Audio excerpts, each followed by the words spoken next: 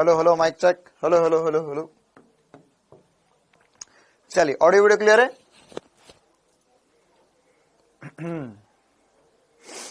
Very good evening, very good evening, very good evening, very good evening सभी प्यारे बच्चों को। कैसे है सभी? क्या हाल चाल सभी के? हाँ, तो आज मूलभूत गणित की हमारी लास्ट क्लास, लेक्चर नंबर 14। आज हमें समाकलन पढ़ना है और समाकलन को खत्म करना है आज की क्लास में। हाँ, तो उम्मीद है सभी का टेस्ट बढ़िया गया होगा। हाँ भाई, कैसा गया टेस्ट? टेस्ट का भी डिस्कशन करेंगे, है ना। अभी काफी सारे बच्चों के मैसेजेस वगैरह आए थे कि सर एक दिन और रुक जाइए प्लीज, हमने टेस्ट नहीं दिया है। तो जिन भी बच्चों ने टेस्ट नहीं दिया किसी भी कारणवश, वे हम आज का दिन और रुके हैं। हाँ, टेस्ट के क्वेश्चन कृपया करके अभी ना डाले कमेंट बॉक्स में, क्योंकि कुछ बच्चों ने अभी टेस्ट नहीं दिया है। मैंने रिजल्ट भी निकाला था, तो अभी काफी सारे बच्चे ऐसे हैं जिन लोगों ने टेस्ट सबमिट नहीं किया है। तो आज का दिन और था उन लोगों के पास। तो आज मॉर्निंग में भी हम लोगों ने देखा था कुछ बच्चे टेस्ट दे रहे थे, तो उसके बाद में हम कल की क्लास में देख लेंगे भैया कि कितनों ने टेस्ट दिया है, कितनों के कितने मार्क्स आए, और फिर आपके साथ रिजल्ट भी डिस्कस करेंगे हम, और क्वेश्चंस भी डिस्कस करेंगे। ठीक है। हाँ, 550 के ऊपर जिन जिन के मार्क्स आए, वेरी गुड बेटा, एक्सीलेंट, है ना। जिनके जिनके 550 के ऊपर मार्क्स है, बहुत बढ़िया, आप लोगों ने बहुत बढ़िया टेस्ट दिया है। ठीक है। और एक छोटा सा कुछ टेक्निकल इशू भी हो गया था कि कुछ बच्चों के 720 से ज्यादा नंबर आ गए थे, तो वो भी आज अभी सॉर्ट आउट हो रहा है। तो फिर हो सकता है कि आपके मार्क्स फिर से, हाँ, 800 में से काउंट नहीं होंगे, वो 720 में से ही काउंट होंगे। ठीक है। और इसके अलावा टेस्ट से रिलेटेड और भी कुछ इंपॉर्टेंट सी बातें करनी है, तो कल या परसों के दिन, है ना, कल तो शायद नहीं हो पाएगा, लेकिन परसों के दिन 99% चांसेस है कि मैं एक अलग से सेशन रखूंगा, जिसमें हम टेस्ट से रिलेटेड गाइडेंस सेशन रखूंगा मैं आप लोगों के लिए 1 घंटे का, मतलब 1 घंटे तो नहीं, फिर भी 30-40 मिनट का होगा, जिसमें हम टेस्ट से रिलेटेड सारी बातें करेंगे ना, कि टेस्ट देते वक्त किन बातों का ध्यान रखना चाहिए, टेस्ट में मार्क्स कैसे इंप्रूव हो सकते हैं, जिनके मार्क्स कम आए हैं उन्हें क्या करना है, जिनके मार्क्स बढ़िया है वो अपने मार्क्स को और कैसे इंप्रूव कर सकते हैं। ठीक है। तो ये सब कुछ हम परसों डिस्कशन करेंगे। ठीक है। हाँ, A* बैच वगैरह के लिए बारे में भी हम बताएंगे आपको। बस वही है कि हम एक दिन का और इंतजार कर रहे हैं ताकि जितने बच्चे बचे हैं वो लोग भी टेस्ट दे ले। चल, तो मुझे उम्मीद है कि आप लोगों ने इसके पहले की जो क्लासेस थी उसको पूरा पूरा रिवाइज कर लिया होगा। आज हमें समाकलन पढ़ना है, लास्ट टॉपिक है समाकलन। कैसे करते हैं, क्या होता है समाकलन में, आइए देखते हैं। हाँ, फिजिक्स में तो मैंने बोला था सबके 180 में से 180 नंबर आने चाहिए। मुझे उम्मीद है जितने भी बच्चों ने भी सिंसियरली क्लासेस करी थी, 12 लेक्चर्स देखे थे, उन्हें लगा होगा कि अरे हाँ, ये भी हमारे होमवर्क में था, ये तो हमें क्लास में करवाया था। 90% क्वेश्चंस जो थे वो ऐसे ही क्वेश्चंस थे। हाँ, आपकी रैंक, अगर आपकी रैंक जो है, जैसे आपको दिखा रहा है कि 620 मार्क्स है और आपकी रैंक 53, तो बेटा वो रैंक चेंज हो जाएगी। अगर और भी बच्चों ने टेस्ट दिया और उनके मार्क्स आपसे बेहतर आ गए तो आपकी रैंक अपने आप नीचे आ जाएगी। तो वो रिजल्ट जो होता है बिल्कुल लाइव रिजल्ट होता है कि जितने बच्चे टेस्ट देते जाएंगे उसके हिसाब से, उनके हिसाब से रैंक भी नई डिसाइड होती जाएगी। ठीक है। तो ये हम लोग आज का दिन और रुके हुए, जितने भी बच्चे मेरी बातें सुन रहे हैं, अगर आप में से किसी ने टेस्ट नहीं दिया है तो आज का समय टेस्ट दीजिए, फिर हम उसके बाद में पेपर का भी डिस्कशन करेंगे और मार्क्स के ऊपर भी चर्चा करेंगे। ठीक है। चलिए, तो हम क्लास की शुरुआत करते, तालियों की गड़गड़ाहट के साथ स्वागत कीजिए जिसका हमें था इंतजार, समाकलन। समाकलन क्या होता है, समाकलन क्यों करना चाहिए और समाकलन करते कैसे, ये समझते हैं। ठीक है। जैसे हमने पढ़ा था अवकलन, तो अवकलन में हम बेसिकली क्या करते हैं, हम परिवर्तन की बातें कर रहे थे, हम तोड़ रहे थे किसी भी फलन को, लेकिन अब हम करेंगे जोड़ का काम। अब हम चीजें जोड़ेंगे, हम करेंगे समाकलन। तो कैसे करते हैं, क्या क्या इंपॉर्टेंट सी बातें होती है, वो सब कुछ हमें देखना होगा। नहीं है नेहा बेटा, एक टेस्ट 2 बार नहीं देख सकते, है ना, एक टेस्ट एक ही बार ही दे सकते हैं। चलो, तो समाकलन क्या होता है इसको समझने के लिए एक कहानी सुनेंगे पहले, समाकलन की कहानी। तो समाकलन की उत्पत्ति कैसे हुई और समाकलन की क्या कहानी। मान के चलो कि यहां पर ये y अक्ष है, ये x अक्ष है, और यहां पर एक वक्र है, कोई भी एक वक्र है, किसी भी आकृति का वक्र हो सकता है, जरूरी नहीं ऐसा हो सकता है परवलय हो सकता है कि ऐसा परवलय हो सकता है कि कुछ इस प्रकार का वक्र हो, कैसा भी वक्र हो सकता है। ठीक है। अब हमने सोचा कि इसका हम क्षेत्रफल निकालेंगे। है ना, हमने सोचा कि हम इसका क्षेत्रफल निकालेंगे। तो क्षेत्रफल के लिए क्या होगा, है ना, क्षेत्रफल के लिए क्या होगा, तो क्षेत्रफल निकालने के लिए क्या तरीका है, क्षेत्रफल निकालने का तरीका है सर कि यहां से हम एक लाइन खींच लेते हैं। क्षेत्रफल किसके साथ निकालना है, एक्स अक्ष के साथ, तो हमें पूरा एरिया निकालना है। अच्छा, क्षेत्रफल का सूत्र क्या होता है, क्षेत्रफल का सूत्र क्या होता है सर, क्षेत्रफल का सूत्र तो हमें नहीं पता। हाँ, हमें पता है कि अगर वर्ग होता तो क्षेत्रफल क्या होता, हमें पता है कि अगर आयताकार होता तो क्षेत्रफल क्या होता, हमें पता है त्रिभुज होता तो क्षेत्रफल क्या होता, हमें पता है समांतर चतुर्भुज होता तो क्षेत्रफल क्या होता। इन सब आकृतियों का क्षेत्रफल हमें याद है, लेकिन ये जो आकृति बन रही है टेढ़ी मेढ़ी आकृति बनी है, तो इसका क्षेत्रफल निकालने के हम योग्य नहीं है। तो अब इसका क्षेत्रफल निकालने के लिए हमें क्या करना होगा सर, हमें यहां पर अगर एक आयताकार या त्रिभुज वगैरह हम कुछ बना पाए तो शायद हम क्षेत्रफल निकाल लेंगे। तो यहां पर अगर हमें क्षेत्रफल निकालना है तो उसके लिए हमने क्या तरकीब लगाई, हमने सोचा कि इसे हम दो भागों में विभाजित कर देते हैं, है ना, इस पूरे आकृति को दो भागों में विभाजित कर देते हैं और एक लाइन ऐसी खींच लेते हैं, एक लाइन ऐसी खींच लेते हैं और उसके बाद में एक और लाइन ऐसी खींच देते हैं, एक लाइन ऐसी खींच देते हैं और एक लाइन ऐसी खींच देते हैं, तो और एक लाइन ऐसी होगी। तो मान के चलो किसी बच्चे ने यहां पर ऐसी कुछ आकृतियां बना ली, बोले सर ये तो एक वर्ग बन गया, ये भी एक वर्ग बन गया, ये एक आयताकार बन गया, फिर नहीं सॉरी समांतर चतुर्भुज बन गया, ये एक त्रिभुज बन गया। तो बोला सर लगभग क्षेत्रफल तो मैंने निकाल दिया है, लगभग क्षेत्रफल निकाल दिया, लेकिन अगर मैं देखूं तो क्या इसका क्षेत्रफल एग्जैक्ट आया है, क्या इसका क्षेत्रफल सही आया है, क्या इसका क्षेत्रफल एग्जैक्ट है, क्या इसका क्षेत्रफल अधिक सही है, नहीं सर इसका क्षेत्रफल गड़बड़ आया क्योंकि ये वाले एरिया तो इसने छोड़ दिए, ये वाले एरिया तो ये निकाल नहीं पाता, एग्जैक्ट क्षेत्रफल नहीं आया। तो फिर किसी बच्चे को दिमाग चला कि सर अगर मैं यहां पर दो हिस्से कर रहा हूं तो ये वाला एरिया छूट रहा है, तो उसने बोला सर एक काम करते हैं सर ये सब कुछ हटाओ और इसके बाद में यहां पर दो की जगह इसके मैं अगर चार हिस्से कर दूं तो क्या हो जाए। तो मैंने बोला यार चार हिस्से कर दो तो शायद बात और बेहतर बन जाए। तो उसने बोला सर देखो एक काम करो, एक लाइन ऐसी खींच लेते, एक लाइन ऐसी खींच लेते, चार हिस्से कर लेते। तो बोले देखो सर अब ये वाला एरिया निकाल लेता हूं, फिर उसके बाद में बोलता कि सर देखो यहां पर ऐसी लाइन खींचकर ये वाला एरिया निकाल लेता हूं मैं, फिर यहां पर एक और लाइन खींचकर ये वाला क्षेत्रफल निकाल लेता हूं, फिर यहां पर एक लाइन खींचकर सर ये वाला क्षेत्रफल निकाल लेता हूं। तो बोला सर देखो मेरा आंसर ज्यादा अच्छा आएगा। तो मैंने बोला कि हाँ भाई बहुत बढ़िया बात है, तेरा आंसर ज्यादा अच्छा आएगा। फिर उसके बाद में हमने बोला कि जो चार टुकड़े कर रहा है उसका क्षेत्रफल ज्यादा अच्छा है, मतलब कि दो से ज्यादा अच्छा क्षेत्रफल उस बच्चे का है जिसने चार टुकड़े करे, लेकिन ये भी एग्जैक्ट नहीं है अभी, ये भी एग्जैक्ट नहीं है अभी। सर एग्जैक्ट कैसे आएगा, तो एक बच्चे ने बोला कि सर चार मैं इसके 8 टुकड़े कर लेता हूं, 8 टुकड़े, बोले यहां पर यहां पर यहां पर यहां पर हर जगह लाइन खींच लेता हूं। और फिर बोला कि सर देखो अब ये और ज्यादा एग्जैक्ट आ जाएगा, जो आपका जगह छूट रही थी वो भी मैं भर दूंगा, वहां पर भी त्रिभुज या आयताकार बनाकर क्षेत्रफल निकाल लूंगा। तो हमने बोला वाह तू तो बहुत इंटेलिजेंट हो चुका है, तेरे पास तो बहुत सारा दिमाग आ चुका है। तो उसने बोला कि देखो सर अब मेरा क्षेत्रफल और एग्जैक्ट आएगा, लेकिन अगर जूम करके देखेंगे तो भी कुछ छोटी छोटी सी जगह जो छूट जाएगी, छोटी छोटी सी जगह जो छूट जाएगी। तो जो 8 टुकड़े कर रहा है वो भी एग्जैक्ट क्षेत्रफल नहीं निकाल पा रहा। तो एक बच्चा आया जोश में, उसने बोला मैं मेहनत करूंगा, मैं कठिन परिश्रम करूंगा, चाहे जो हो जाए मैं क्षेत्रफल निकाल कर रहूंगा, भले ही नीट बाद में निकले लेकिन क्षेत्रफल निकाल कर रहूंगा, जय क्षेत्रफल देवा। तो उसने बोला कि सर एक दिन की हम छुट्टी लेते हैं। अगले 2 दिन तक, है ना, 1-2 दिन की छुट्टी ली उसने, 1-2 दिन तक क्लास अटेंड नहीं करी और उसने बोला सर मैं यहां पर 1000 टुकड़े कर दूंगा, इसके 1000 टुकड़े कर दूंगा। तो बोले गजब 1000 टुकड़े।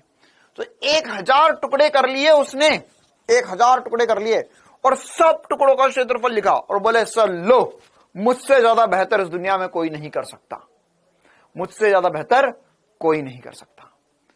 फिर दूसरे बच्चे को उसने बोला ओहो ये मुझसे आगे निकल रहा है, कंपटीशन की भावना। एक बच्चे ने 1 हफ्ते तक छुट्टी ली, 1 हफ्ते तक, और उसने इसके 10,000 टुकड़े कर लिए, छोटे छोटे छोटे छोटे छोटे छोटे पतली पतली पतली पतली स्ट्रिप काटी 10,000 टुकड़ों की, तो उसका आंसर और एग्जैक्ट आया और सटीक आंसर आया उसका, और 1 हफ्ते तक आंसर निकालता रहा। फिर एक और बच्चा आया, उसने बोला कि अपुन भी कुछ करेगा, तो उसने उसके इतने सारे टुकड़े कर दिए कि वो और उसके बच्चे मिलकर क्षेत्रफल ही निकाल रहे इस आकृति का।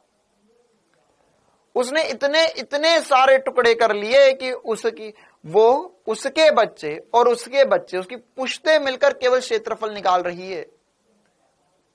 फिर उसके बाद में मेरे बच्चों के बच्चों को उसके बच्चों के बच्चों ने आंसर बताया कि आपके दादा हमारे दादा को एक सवाल देकर गए थे, तो देखो क्या ये जवाब आएगा। फिर उन्होंने चेक किया कि हां, तुमने किया तो सही है, लेकिन इसका दूसरा तरीका भी था, ऐसा तरीका जिससे आपके बच्चे के बच्चे के बच्चे सुरक्षित रहेंगे। वो केवल क्षेत्रफल नहीं निकालेंगे, वो जिंदगी में और भी कुछ कर पाएंगे, और वही तरीका है समाकलन।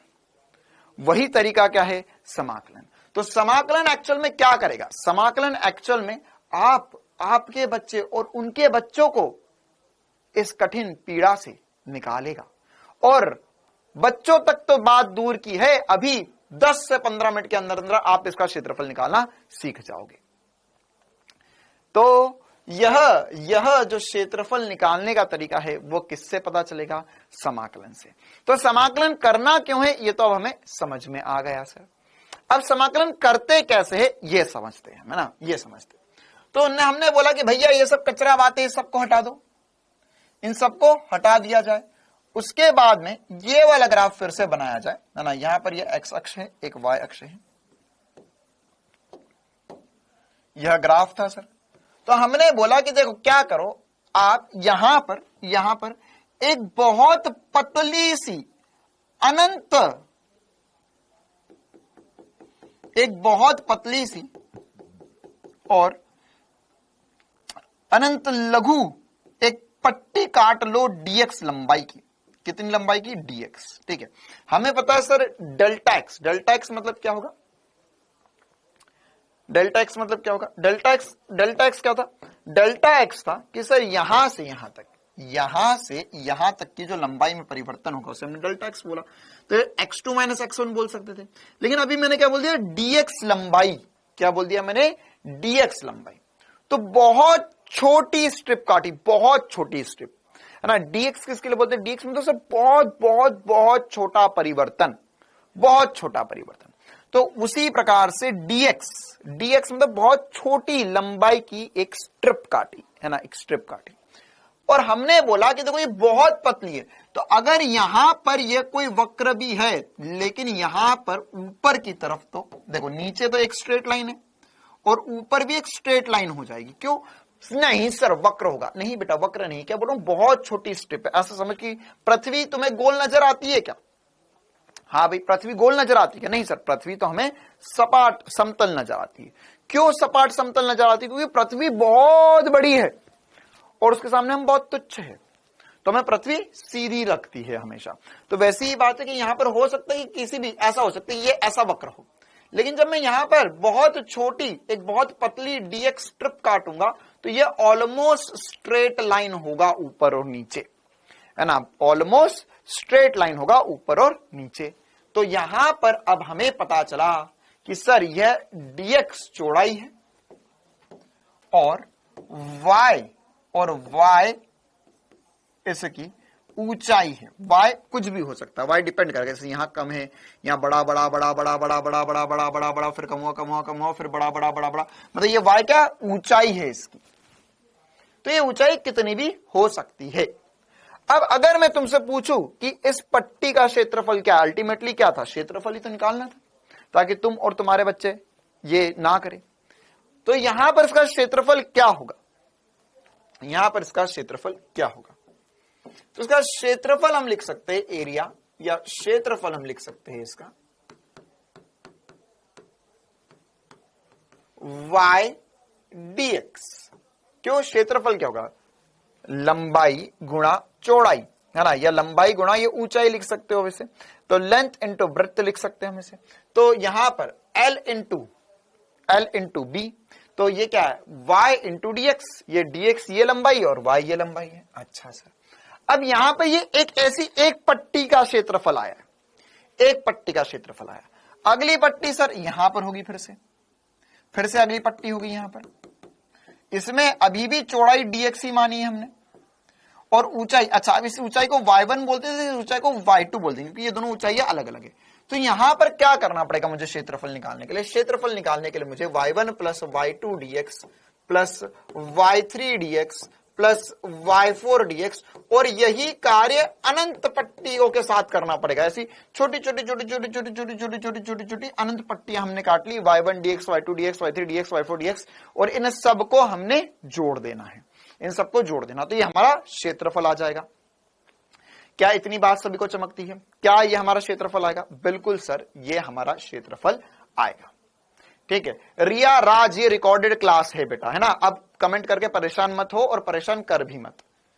ठीक है रिया बेटा, ये रिकॉर्डेड क्लास है, मैं अंतर्यामी हूं। रिकॉर्ड करते टाइम मुझे पता चल गया था कि तुम इस क्लास में आके कमेंट करोगे ये, तो इसलिए मैं तुम्हारा नाम ले पा रहा हूं इस क्लास में। देखो, तो यहां पर इन सबको मैं जोड़ूंगा तो क्षेत्रफल आ जाएगा। ठीक है, इन सबको जोड़ूंगा तो क्षेत्रफल आ जाएगा। बहुत बढ़िया। तो जोड़ेंगे कैसे? तो जोड़ने का तरीका सर हमें पता है, लेकिन फिर से कहानी वही है कि जोड़ना ही होता सर, तो फिर से कहानी क्या हो जाएगी कि तुम और तुम्हारे बच्चे मिलकर क्षेत्रफल निकाल पाओगे। तो अब इसको मैं कैसे आसान बनाऊं? तो इसको आसान बनाते समाकलन से। समाकलन से क्या होता है बेटा, ये जो क्षेत्रफल है, ये जो एरिया है या ये क्षेत्रफल है, इस पूरे का योग जो है वो हम चिन्हित करेंगे एक ऐसे चिन्ह से। ये क्या है, सपेरे जैसा बना हुआ है, इसे हम बोलते हैं इंटीग्रेशन या समाकलन। अंग्रेजी में क्या कहते हैं? इंटीग्रेशन। अच्छा, जो पुराने बच्चे, तो कुछ नए बच्चे आए हुए, कृपया करके उन्हें शांत बिठाइए, उन्हें समझाइए अपने भाई बहनों को कि भाई शांति से बैठ, वरना ये आदमी खतरनाक है। हम पिछले 3 हफ्ते से सुन रहे हैं, तो अभी नया आया है तो मामला गड़बड़ हो जाएगा, है ना। देखो, तो ये यहां पर क्या हो गया, y dx, y dx, y dx, y dx, y dx। तो यहां पर यह इन सबको जोड़ेंगे हम, तो y dx, इसको क्या लिखे? इंटीग्रेशन का चिन्ह। इंटीग्रेशन का चिन्ह मतलब क्या होता है कि इन सब का योग, तो इन सब का योग जो होता है उसे हम चिन्हित कर सकते हैं y dx से। क्लियर है मामला? तो इससे हम इंटीग्रेशन निकालते हैं, या इस तरीके से हम इसे चिन्हित करते हैं। अब यहां पर हमारे पास फिर से कहानी वैसी ही होगी जैसी हमने डिफरेंशिएशन में या अवकलन में सीखी थी, कि यहां पर जब ये चिन्ह लगाते हैं तो उसके बाद करते क्या है, उसके बाद करते क्या है। जैसे हमने सीखा था x की पावर n होगा, तो उसका अगर में डिफरेंशिएशन करना है तो था n x की पावर n माइनस 1।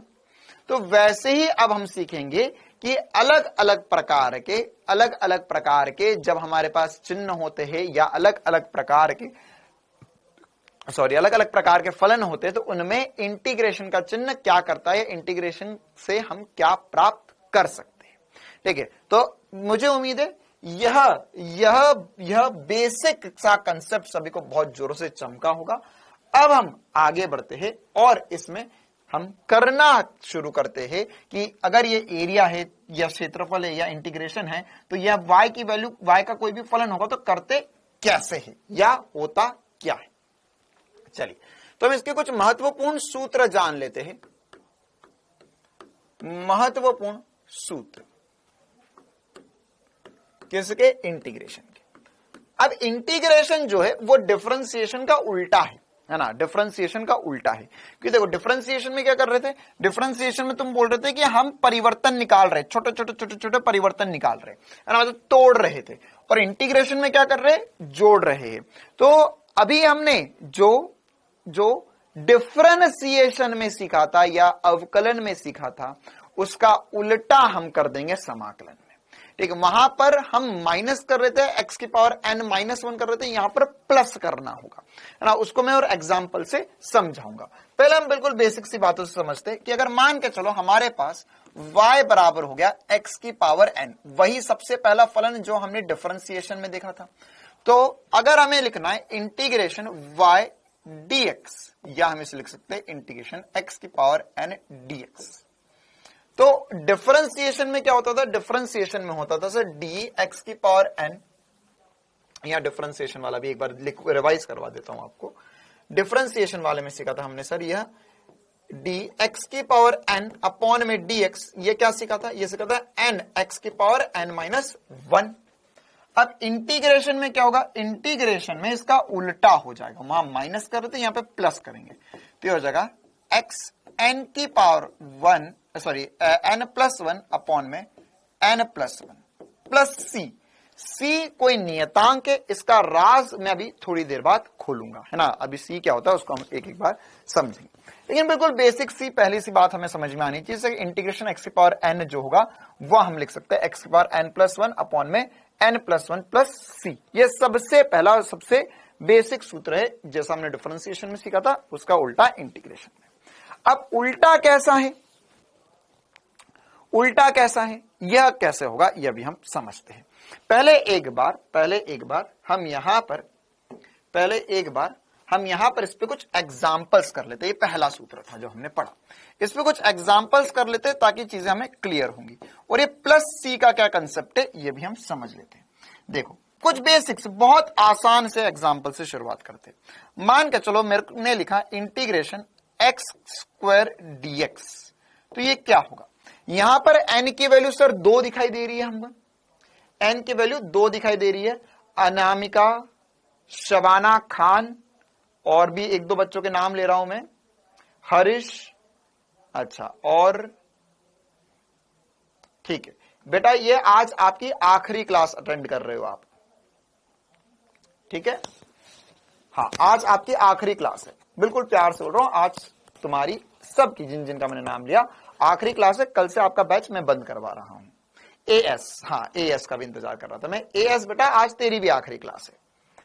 चलिए, तो यहां पर एक्स स्क्वायर डीएक्स, तो अब इसमें हमें क्या दिखा, क्या समझ में आया सर, यहां पे हमें दिखा एक्स में n की वैल्यू जो है वो 3 है, तो क्या क्या फॉर्मूला है, ये कहते हैं सर x की पावर n प्लस 1 अपॉन में n प्लस 1 करना है, तो जगह x का स्क्वायर अपॉन में x का स्क्वायर या x की घात 2 धन 1 बटे में 2 धन 1 प्लस c क्यों लिखना है अभी लिखना है, लेकिन अभी हम बताएंगे c का क्या राज है। तो ये कितना हो गया सर, ये हो गया x की घात 3 बटे में 3 प्लस c। क्या ऐसा छुटका सा सवाल कर लोगे सभी, एकदम आसान सी बात है। ओके, और कुछ क्वेश्चंस करते हैं, मान के चलो हमें एक और छुटका सा क्वेश्चन बोला, हमें बोला इंटीग्रेशन x की पावर -1/2 dx, तो क्या होगा इसका आंसर, क्या होगा इसका इंटीग्रेशन का आंसर, जल्दी से बताओ। x की पावर -1/2 dx, तो इसमें क्या करना है सर, +1 करना है। ओके, तो क्या आएगा यहां पर, यह हो जाएगा सर इंटीग्रेशन x की पावर -1/2, अच्छा x इंटीग्रेशन करेंगे तो फॉर्मूला लगाएंगे -1/2 +1 अपॉन में -1/2 +1 प्लस c, तो लिखना है। अच्छा, अब यहां पर माइनस, ये कौन मुर्गे, अनु बेटा 5वीं पास है तू, वो पूछ रहा है 3 कहां से आ गया, 2 में 1 जोड़ेंगे, अनु याद हो बेटा 2 में 1 जोड़ेंगे तो 3 आता है। ओहो हो 1 2 1 2 1 1 2 3 हो गया। अच्छा, तो ये तो अब बेटा देखे मत, क्लास बंद कर दे, क्योंकि अब मैं आधा, एक में से आधा घटाने जा रहा हूं, ये इसको सीखने के लिए तो भाई बहुत मुश्किल है तेरे लिए, क्योंकि तो 5वीं फेल है अभी। तो यहां पर अब आधे में से 1 गया, तो आधे में से 1 गया तो क्या होगा सर, 1 में से आधा क्या, तो ये हो जाएगा आधा, या ये हो जाएगा x की पावर 1/2 अपॉन में 1/2 प्लस c, ठीक है। ये 1 में 1 माइनस हाफ करोगे तो यहां पर हाफ बचेगा। अब इसे कैसे करेंगे सर, ये क्या लिखा हुआ है, इसको और थोड़ा सा सुंदर बना देते हैं हम। देखो यह लिखा हुआ है x की पावर 1/2, और यहां पर क्या 1/2 डिवाइड में है, तो ये 2 जो है पलटिका के ऊपर चले जाएगा, तो यहां पर हो जाएगा 2x। अच्छा, अब x की पावर 1/2 है, x की पावर 1/2 है, तो इसमें क्या होगा 1/2, 1/2 मतलब क्या हो गया रूट एक्स हो गया, 1/2 मतलब क्या हो गया रूट एक्स हो गया। ठीक है, तो ये x के पावर 1/2 उसको रूट एक्स लिख सकते हैं। तो ये एकदम बढ़िया सा सवाल का जवाब आ गया। मतलब देखो ऐसा भी हो सकता था क्वेश्चन में हमें ये x की पावर -1/2 dx ना देते हुए वो थोड़ा सा मुश्किल भी बना सकता था। ऐसा भी लिख सकता था क्वेश्चन में इंटीग्रेशन 1/√x dx। ठीक है, क्योंकि ये दोनों एक ही बात लिखी हुई है, -1/2 पावर मतलब 1/रूट है ना, 1/√x। तो इंटीग्रेशन dx/√x। अब इसको इंटीग्रेट किया हमने तो हमारा फाइनल आंसर कितना आ गया, हमारा फाइनल आंसर आ गया 2√x + c। ठीक है, तो ये जो क्वेश्चन है इस क्वेश्चन को इन रूप में भी लिखा जा सकता था। तीनों एक ही रूप है, आपको क्वेश्चन ऐसा भी लिखा हुआ मिल सकता है। अच्छा, अब इसके अलावा और क्या क्या क्वेश्चन बन सकते हैं, इसके अलावा बहुत सारे क्वेश्चन बन सकते हैं ना, जैसे और भी कुछ 2-3 चुटकू से क्वेश्चन कर लेते हैं। मान के चलो आपको लिखा हुआ है इंटीग्रेशन, एक और सवाल करते हैं फिर हम अगला नियम अगला सूत्र पढ़ेंगे। ठीक है, तो यहां पर इंटीग्रेशन x की पावर 2022 dx, इसका आंसर क्या आएगा जल्दी से बताओ। इंटीग्रेशन x की पावर 2022 का इंटीग्रेशन का आंसर कितना आएगा, कितना आएगा इंटीग्रेशन का आंसर, कोई बता सकता है इसका आंसर कितना आएगा?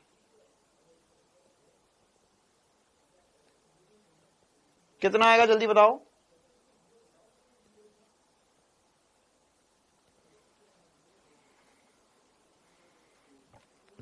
हाँ, बहुत बढ़िया बहुत बढ़िया। तो इसमें हम क्या कर सकते हैं ना, इसमें हम क्या कर सकते हैं, इसे हम लिख सकते हैं, देखो ये हो जाएगा x की घात 2022 + 1 बटे में 2022 + 1 + c, तो हो जाएगा x की घात 2023 बटे में 2023। एकदम आसान सी बात, क्लियर है मामला। तो ये बिल्कुल आसान से हम इंटीग्रेशन कर सकते हैं।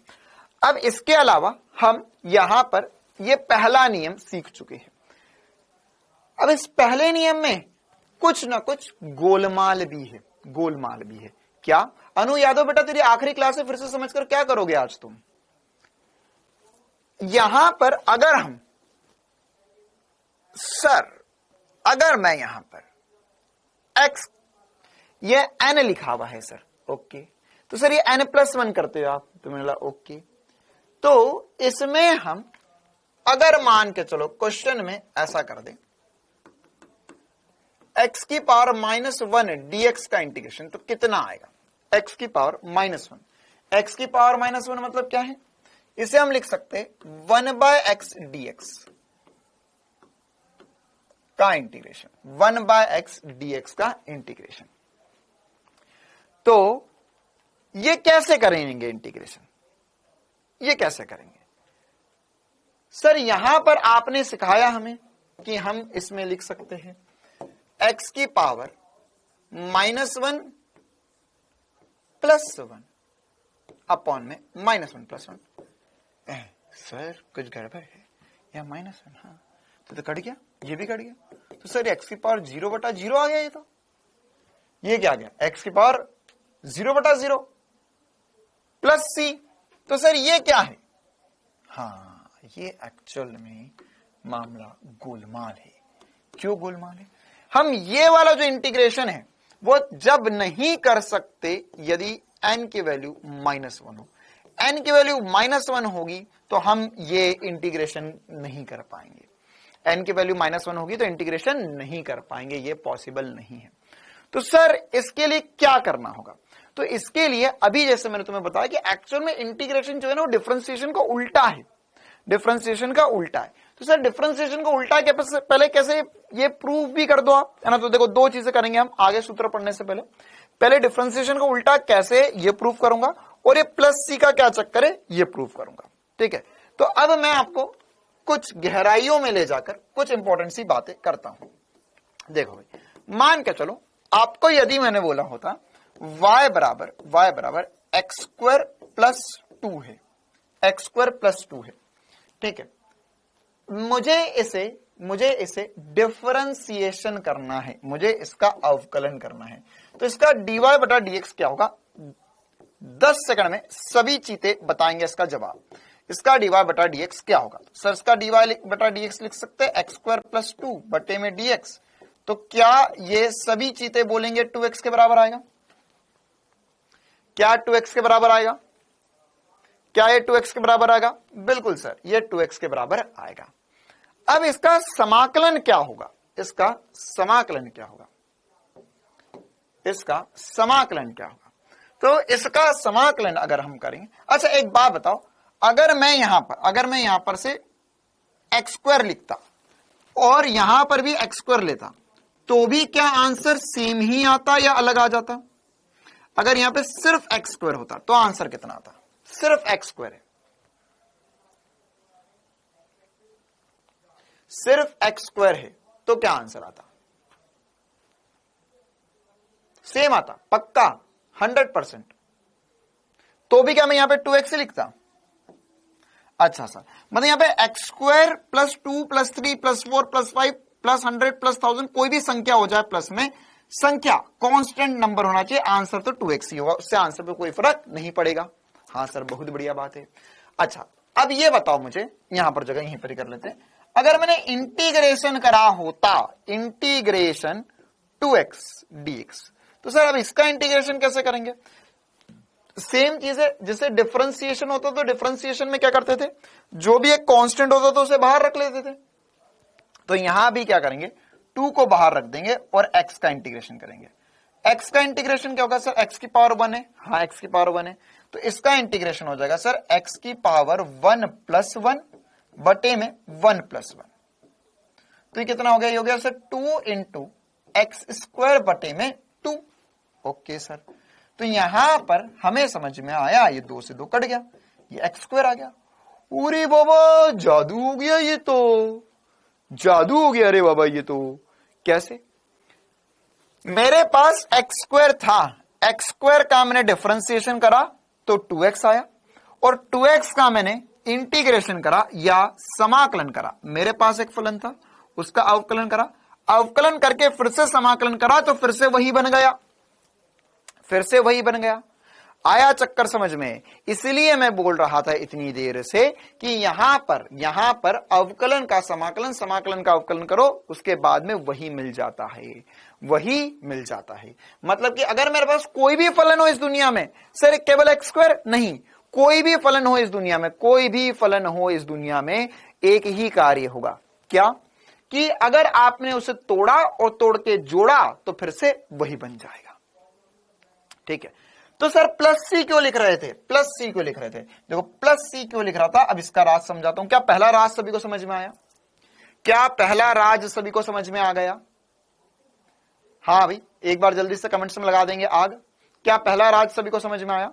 अब दूसरा राज, सर ये प्लस सी क्यों है? प्लस सी इसलिए है बेटा क्योंकि देखिए यहां पर क्वेश्चन में अगर मान के चल ऐसा होता, क्वेश्चन में ऐसा होता जो हम पहले कर रहे थे, y बराबर होता एक्स स्क्वायर प्लस 2, तो अब इसका dy बटा dx कितना था, इसका dy बटा dx कितना था, इसका dy बटा dx जो सर हमने बताया था वो था 2x, और 2x का इंटीग्रेशन कितना है सर, 2x का इंटीग्रेशन क्या है, एक्स स्क्वायर, 2x का इंटीग्रेशन क्या है, एक्स स्क्वायर है।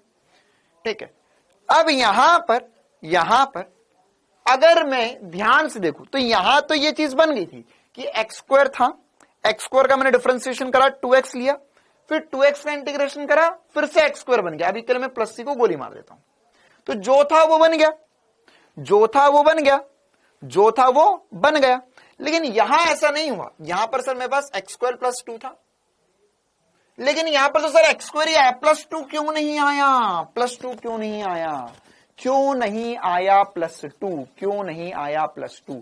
क्योंकि यहां पर ये जो 2 था इसका डिफरेंशिएशन तो 0 हो गया था, इसका डिफरेंशिएशन 0 हो गया था। अब ये 0 हो गया तो अब 0 तो है ही नहीं वहां पर, तो उसका जब इंटीग्रेशन करेंगे तो फिर वहां पर मैं वापस कैसे पाऊंगा उसे? तो ये अब हम कोई भगवान थोड़ी ना है, है ना, अंतर्यामी थोड़ी ना है। अगर मान के चलो यहां पर x स्क्वायर प्लस 2 की जगह x स्क्वायर प्लस 8 रहा होता तो भी तेरा आंसर यही आता। तो यहां पर प्लस में कौन सा नंबर था, ओरिजिनल फंक्शन में, ओरिजिनल फलन में क्या था, वो तो सर मुझे पता ही नहीं चल पाएगा कभी भी, ऐसा तो मैं कभी जिंदगी में जान ही नहीं पाऊंगा। और था भी या नहीं था, था भी या नहीं था, जैसे यहां पर नहीं था कुछ भी एक्स स्क्वायर के साथ में, यहां पर है तो है भी या नहीं है, ये भी मैं पता नहीं कर पाऊंगा, ये भी पता नहीं कर पाऊंगा। तो इसके लिए हमने सार्वजनिक रूप से सबने माना कि एक काम क्या करेंगे, हम यहां पे प्लस सी कर दिया करेंगे। क्या कर देंगे, प्लस सी, प्लस सी। अब जैसे इसके लिए सी की वैल्यू कितनी होगी, सी की वैल्यू सर यहां पर 8 हो गई, हमने कंपेयर करा, अच्छा ये था तो सी मतलब 8 हो गया है, ठीक है। तो अब ऐसे हम पता कर सकते हैं, लेकिन अब ये हमेशा 8 होगी, क्या होगी, वो क्वेश्चन पर निर्भर करेगा, वो सब क्वेश्चन पर निर्भर करेगा। तो ये अल्टीमेट फील वाली बात थी कि एक्चुअल में हमारे पास एक फलन है, एक्चुअल में एक हमारे पास फलन है, तो उसका मैं डिफरेंशिएशन कर रहा हूं, फिर मैं उसका इंटीग्रेशन कर रहा हूं। तो डिफरेंशिएशन या उसका अवकलन करके समाकलन करने पर फिर से वही बनना चाहिए जो था, फिर से वही बनना चाहिए जो था। तो अगर ऐसा हर बार होगा तो यहां पर इस बार क्यों नहीं हो रहा था, क्यों, क्योंकि यहां पर एक कांस्टेंट था जो तुमने पहली बार अवकलन करा तो वो गिली गिली छू हो गया, 0 हो गया उसका अवकलन। तो इसलिए हमने यहां पर क्या सोचा, हमने सोचा कि जितने बार भी हम फॉर्मूला लिखेंगे प्लस सी कर देंगे, प्लस सी। जैसे अब देखिए यहां पर भी एक्स स्क्वायर का इंटीग्रेशन कर रहे हैं, प्लस सी कर दिया। अब यहां पर कुछ हो सकता था, हमें नहीं पता, क्वेश्चन वाला वैल्यू देगा हम रख देंगे, नहीं देगा तो हम सी ही रहने देंगे उसे, ठीक है। अगर क्वेश्चन वाला वैल्यू देगा तो हम रखेंगे, नहीं देगा तो उसे सी ही रहने देंगे। वो निकालने का तरीका क्या है ना, निकालने का तरीका है कि क्वेश्चन में देख लो, पुराना वाला अगर पता है तो ठीक है, नहीं पता तो उसके एक दो और छोटे छोटे तरीके होते हैं जो आने वाले समय में हम सीखेंगे। बाकी 99.99% केसेस में हमारे लिए सी की वैल्यू 0 ही रहेगी। बहुत कम इक्का दुक्का केसेस होंगे जहां पर सी की वैल्यू कुछ रखेंगे। चलिए, तो ये अल्टीमेट फील था, ये क्या था, ये बस फील था कि हमें एक्चुअल में इंटीग्रेशन में या समाकलन को, मतलब अगर हमारे पास कोई भी फलन है तो एक फलन का अगर हम समाकलन कर रहे, फिर हम अवकलन कर रहे, पहले अवकलन कर रहे, कुछ भी कर सकते हो, पहले कोई फर्क नहीं पड़ता। अगर हमने पहले अवकलन किया फिर समाकलन किया तो अवकलन करके समाकलन करके फिर फलन पे पहुंच जाएंगे और ये चक्र चलता रहेगा, चलता रहेगा, चलता रहेगा, चलता रहेगा, है ना। उससे फिर से वही चीज बनती रहेगी, क्योंकि हम तोड़कर जोड़ रहे हैं, है ना। अब कुछ बच्चे सोच रहे होंगे सर दुनिया में हर चीज को तोड़कर जोड़ा नहीं जा सकता, सर दिल तोड़कर नहीं जोड़ सकते, दिल टूट गया तो टूट गया, नजरों से गिर गए तो गिर गए। हाँ, लेकिन ये तो गणित है, इसमें हो सकता है कि हमने तोड़ दिया और जोड़ दिया, बात बराबर ही है, इसमें ये भावनाएं नहीं है ना, चक्कर ये है। चलो देखो आगे बढ़ते हैं। अब यहां पर ओके सर, अब हमें सीवी का चक्कर समझ में आ गया। तो इसका मतलब ये हुआ कि हमारे पास जिन चीजों के अब हमें आगे पढ़ना नहीं है। क्यों नहीं पढ़ना है, क्योंकि हमारे पास जिन चीजों के अवकलन के फॉर्मूले थे उसका उल्टा कर देंगे तो समाकलन का फॉर्मूला बन जाएगा, उसका उल्टा कर देंगे तो क्या बन जाएगा, समाकलन का फॉर्मूला बन जाएगा। जैसे एक दो एग्जांपल समझते हैं। अच्छा, एक दो एग्जांपल समझो, उससे पहले एक और छोटी सी बात समझ लेते हैं। अगर मेरे पास ये, वैसे अब मुझे उम्मीद है सभी को समझ में आ गया कि मान के चलो मेरे पास ax की पावर n का इंटीग्रेशन होगा, तो ये क्या करूंगा मैं, ax की पावर n का इंटीग्रेशन। तो क्या मेरे प्यारे बच्चे बता सकते हैं, क्या सभी चीते बोल सकते कि सर ये a को बाहर रख दो और इसमें जो अंदर है उसका इंटीग्रेशन कर दो। तो इसमें x की पावर n जो होगा उसका इंटीग्रेशन क्या होगा, वो होगा सर a x की पावर n+1 अपॉन में n+1 प्लस c, ठीक है। तो ये मुझे उम्मीद है एकदम नॉर्मल सी बात है। अरे दो नहीं है मेरे प्यारे, n लिखा हुआ है वो, है ना, x की पावर n है। तो ये तो सभी कर सकते हैं, जो कांस्टेंट था उसे बाहर रख दिया, बाकी इसको हमने सॉल्व कर दिया। अच्छा, एक और एग्जांपल ले लेते, फिर हम आगे बढ़ेंगे। मान के चलो कि ऐसा हो जाए कल को, वैसे इसको नियम के रूप में भी लिख सकते हो, लिखा हो इंटीग्रेशन इंटीग्रेशन ए डीएक्स मतलब यहां पे x है ही नहीं, यहां पर x है ही नहीं, है ही नहीं, है ही नहीं। तो इसमें अगर हम a को बाहर रख देंगे तो क्या हो जाएगा, इंटीग्रेशन dx।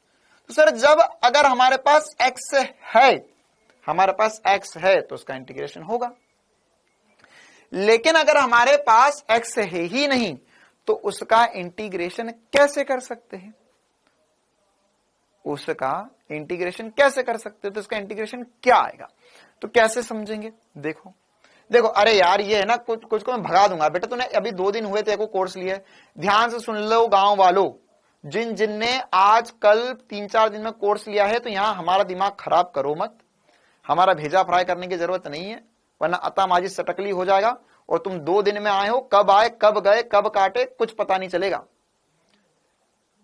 ठीक है, कोर्स लिया भी कुछ समय हुआ है, तुरंत कोर्स बंद हो जाएगा तुम्हारा, फिर रोते रहना घूमते रहना यहां वहां कि अरे मेरा तो कोर्स ही बंद हो गया और डाउटनेट वाले तो बहुत बुरे हैं, दे लेना जिसको जो भी गाली देना हो, लेकिन तेरा कोर्स मैं बंद करवा दूंगा।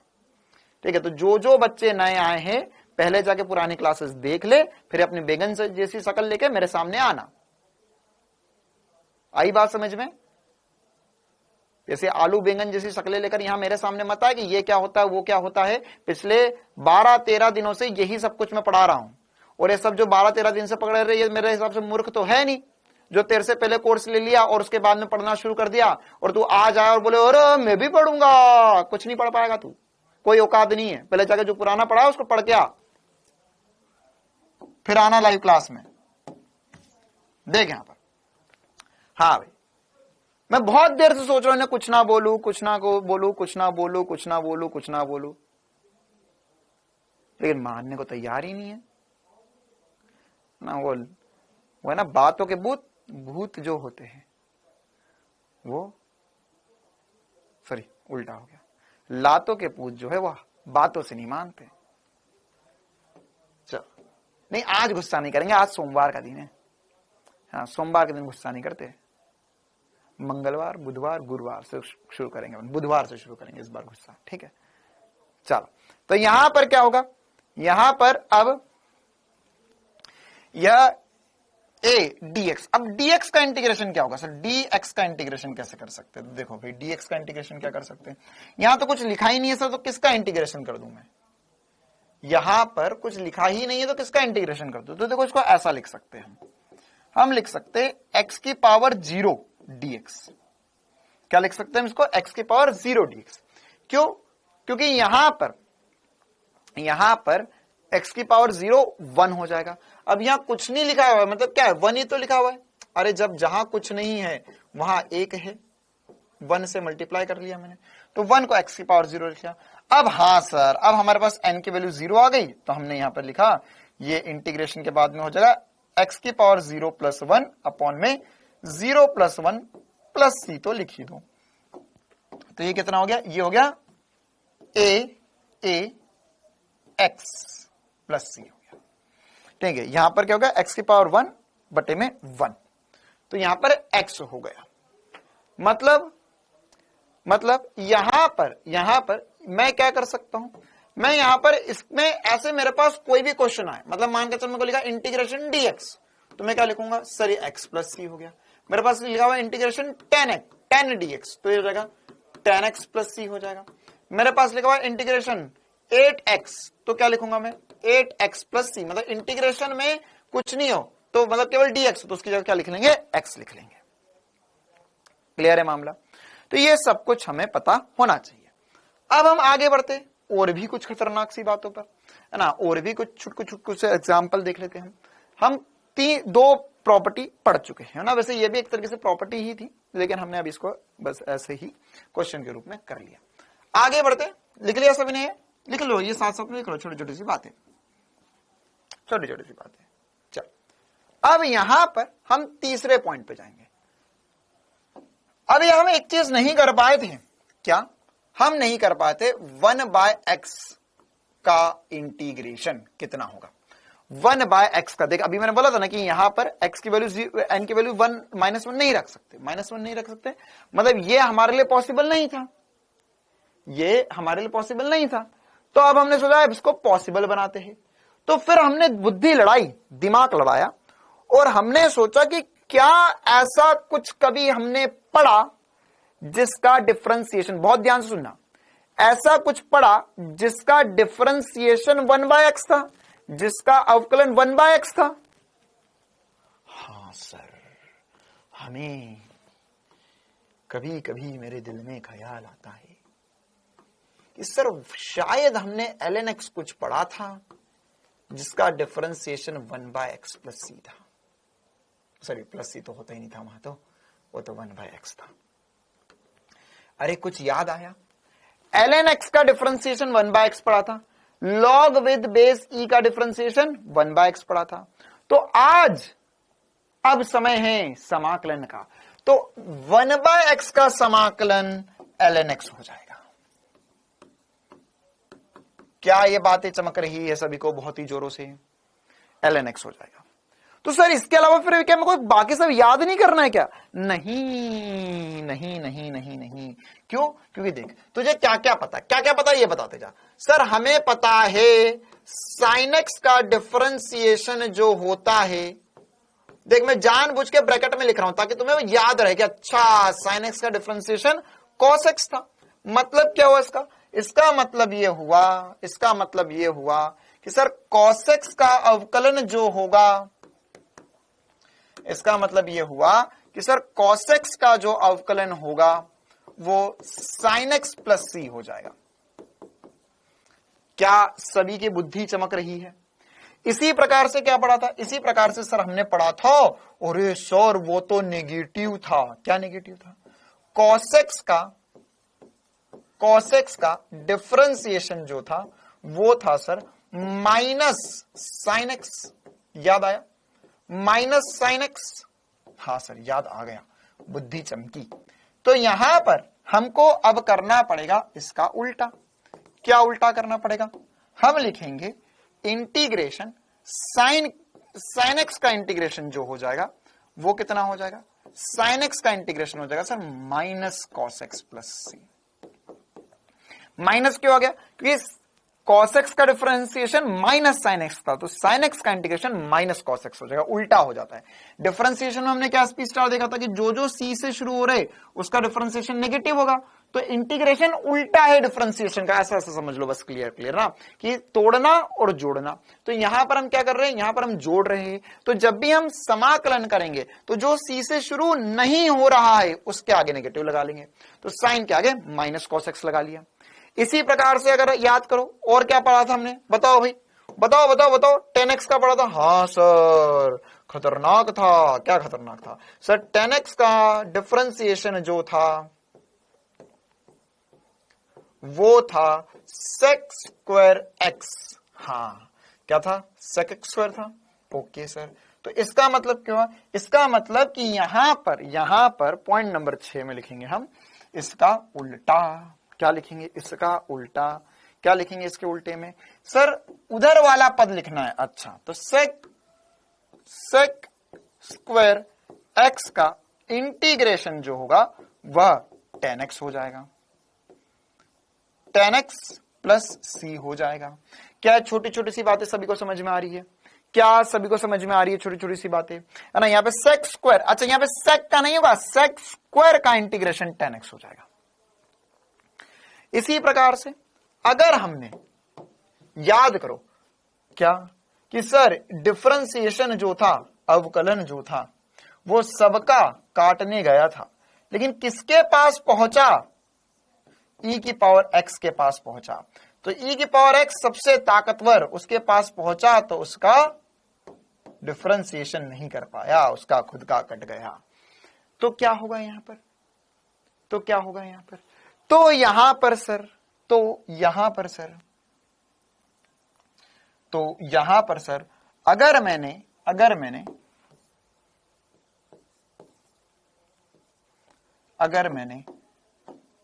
इंटीग्रेशन किया तो e की पावर x का इंटीग्रेशन करेंगे तो जिसको कोई तोड़ नहीं पाया तो उसको जोड़ क्या पाओगे? जो टूटा ही नहीं तो उसे जोड़ेंगे क्या?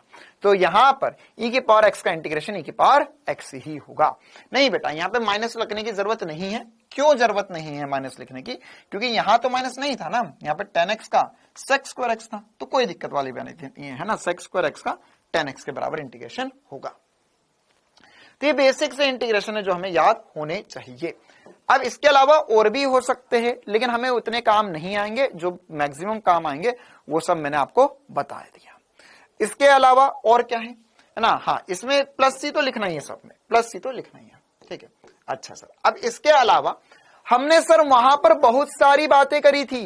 बेटा tan x का इंटीग्रेशन याद करने की जरूरत नहीं हो, कभी काम नहीं आएगा, लेकिन वो लॉग के पदों में होता है ना, लेकिन वो सब याद करने की जरूरत नहीं है, वो हमें कभी भी काम नहीं आएगा।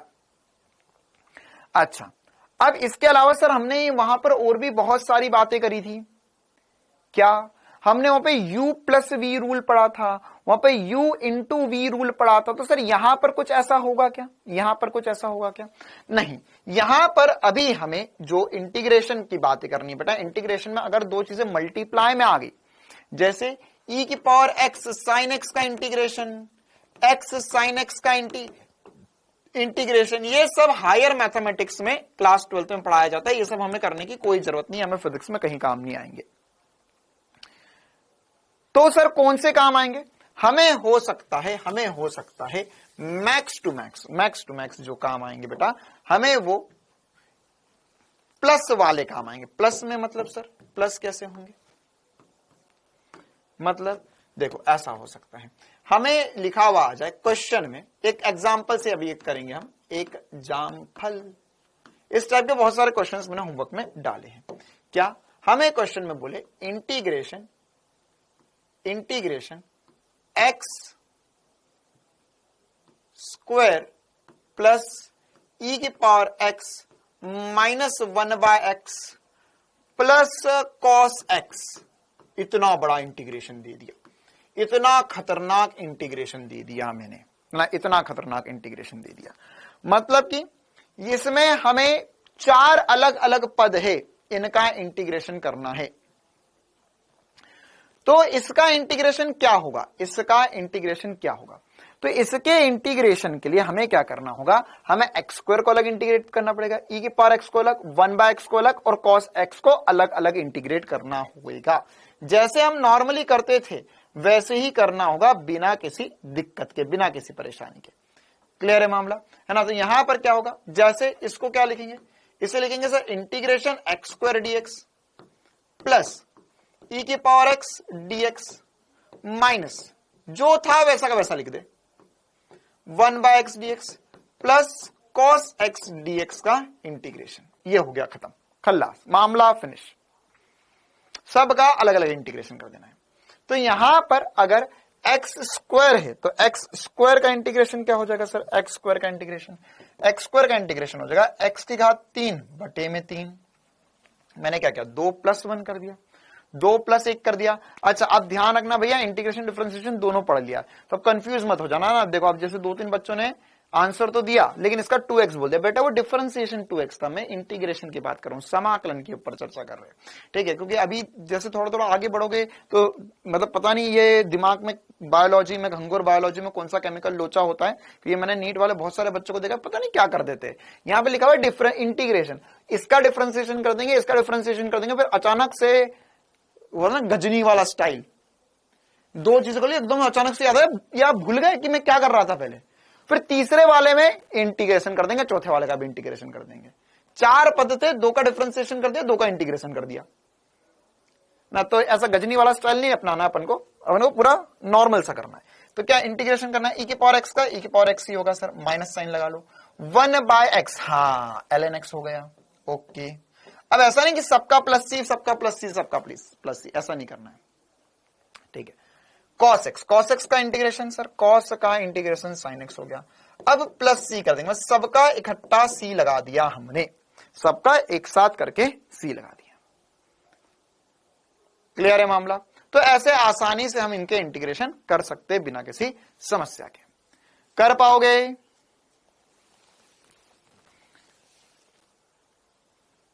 चलो और आगे बढ़ते हैं, और भी कुछ छोटी छोटी सी बातें कर लेते हैं हम। ओके सर, अच्छा एक और क्वेश्चन करवा दूं क्या यहाँ पे, हमको एक दो और नियम बताने इस पे। चल एक क्वेश्चन और करवा देता हूं। Integration under root x plus one plus one by root x का स्क्वायर डीएक्स। एक और क्वेश्चन है, इसका इंटीग्रेशन करना है। कैसे करोगे इसका इंटीग्रेशन, कैसे करेंगे? कोई सर कोई क्वालिटी को लेकर बता दो। दीप्ति बेटा तुम्हें क्लास शुरू हुए 55 मिनट हो चुके और पता नहीं कौन सी क्वालिटी जाननी है। नेट की स्पीड सही होगी, क्वालिटी अपने आप एडजस्ट हो जाएगी। हाँ साइन में नेगेटिव होगा, इस साइन में माइनस कॉस एक्स होगा। तो कैसे करेंगे इसमें, कैसे करेंगे? सर यहां पे तो मेरे को नहीं आएगा, देखिए स्क्वायर का क्या करना है। तो इसमें स्क्वायर की आइडेंटिटी पता है हमें, वो लगा देंगे। तो सर क्या करेंगे यहां पर, देखो यहां पे पहले इंटीग्रेशन को हटाओ, मारो गोली, इसे लिखो A square plus B square. तो A square A plus B का स्क्वायर तो हो जाए A square plus B square plus 2ab। ये आ गया है आंसर, ठीक है। ए प्लस बी का स्क्वायर क्या होता है, A square plus B square plus 2ab। ये पहले हमने इसे सॉल्व कर दिया, dx। अच्छा सर, तो यहां पर ये रूट एक्स से रूट एक्स तो कट गया, रूट एक्स का स्क्वायर मतलब एक्स हो जाएगा, x plus okay sir 1 by root x का स्क्वायर, तो ये 1 बाय एक्स बचेगा प्लस 2 dx, प्लस 2 dx। ये हमें आंसर मिल गया। क्लियर है कहानी, ये हमें आंसर मिल गया।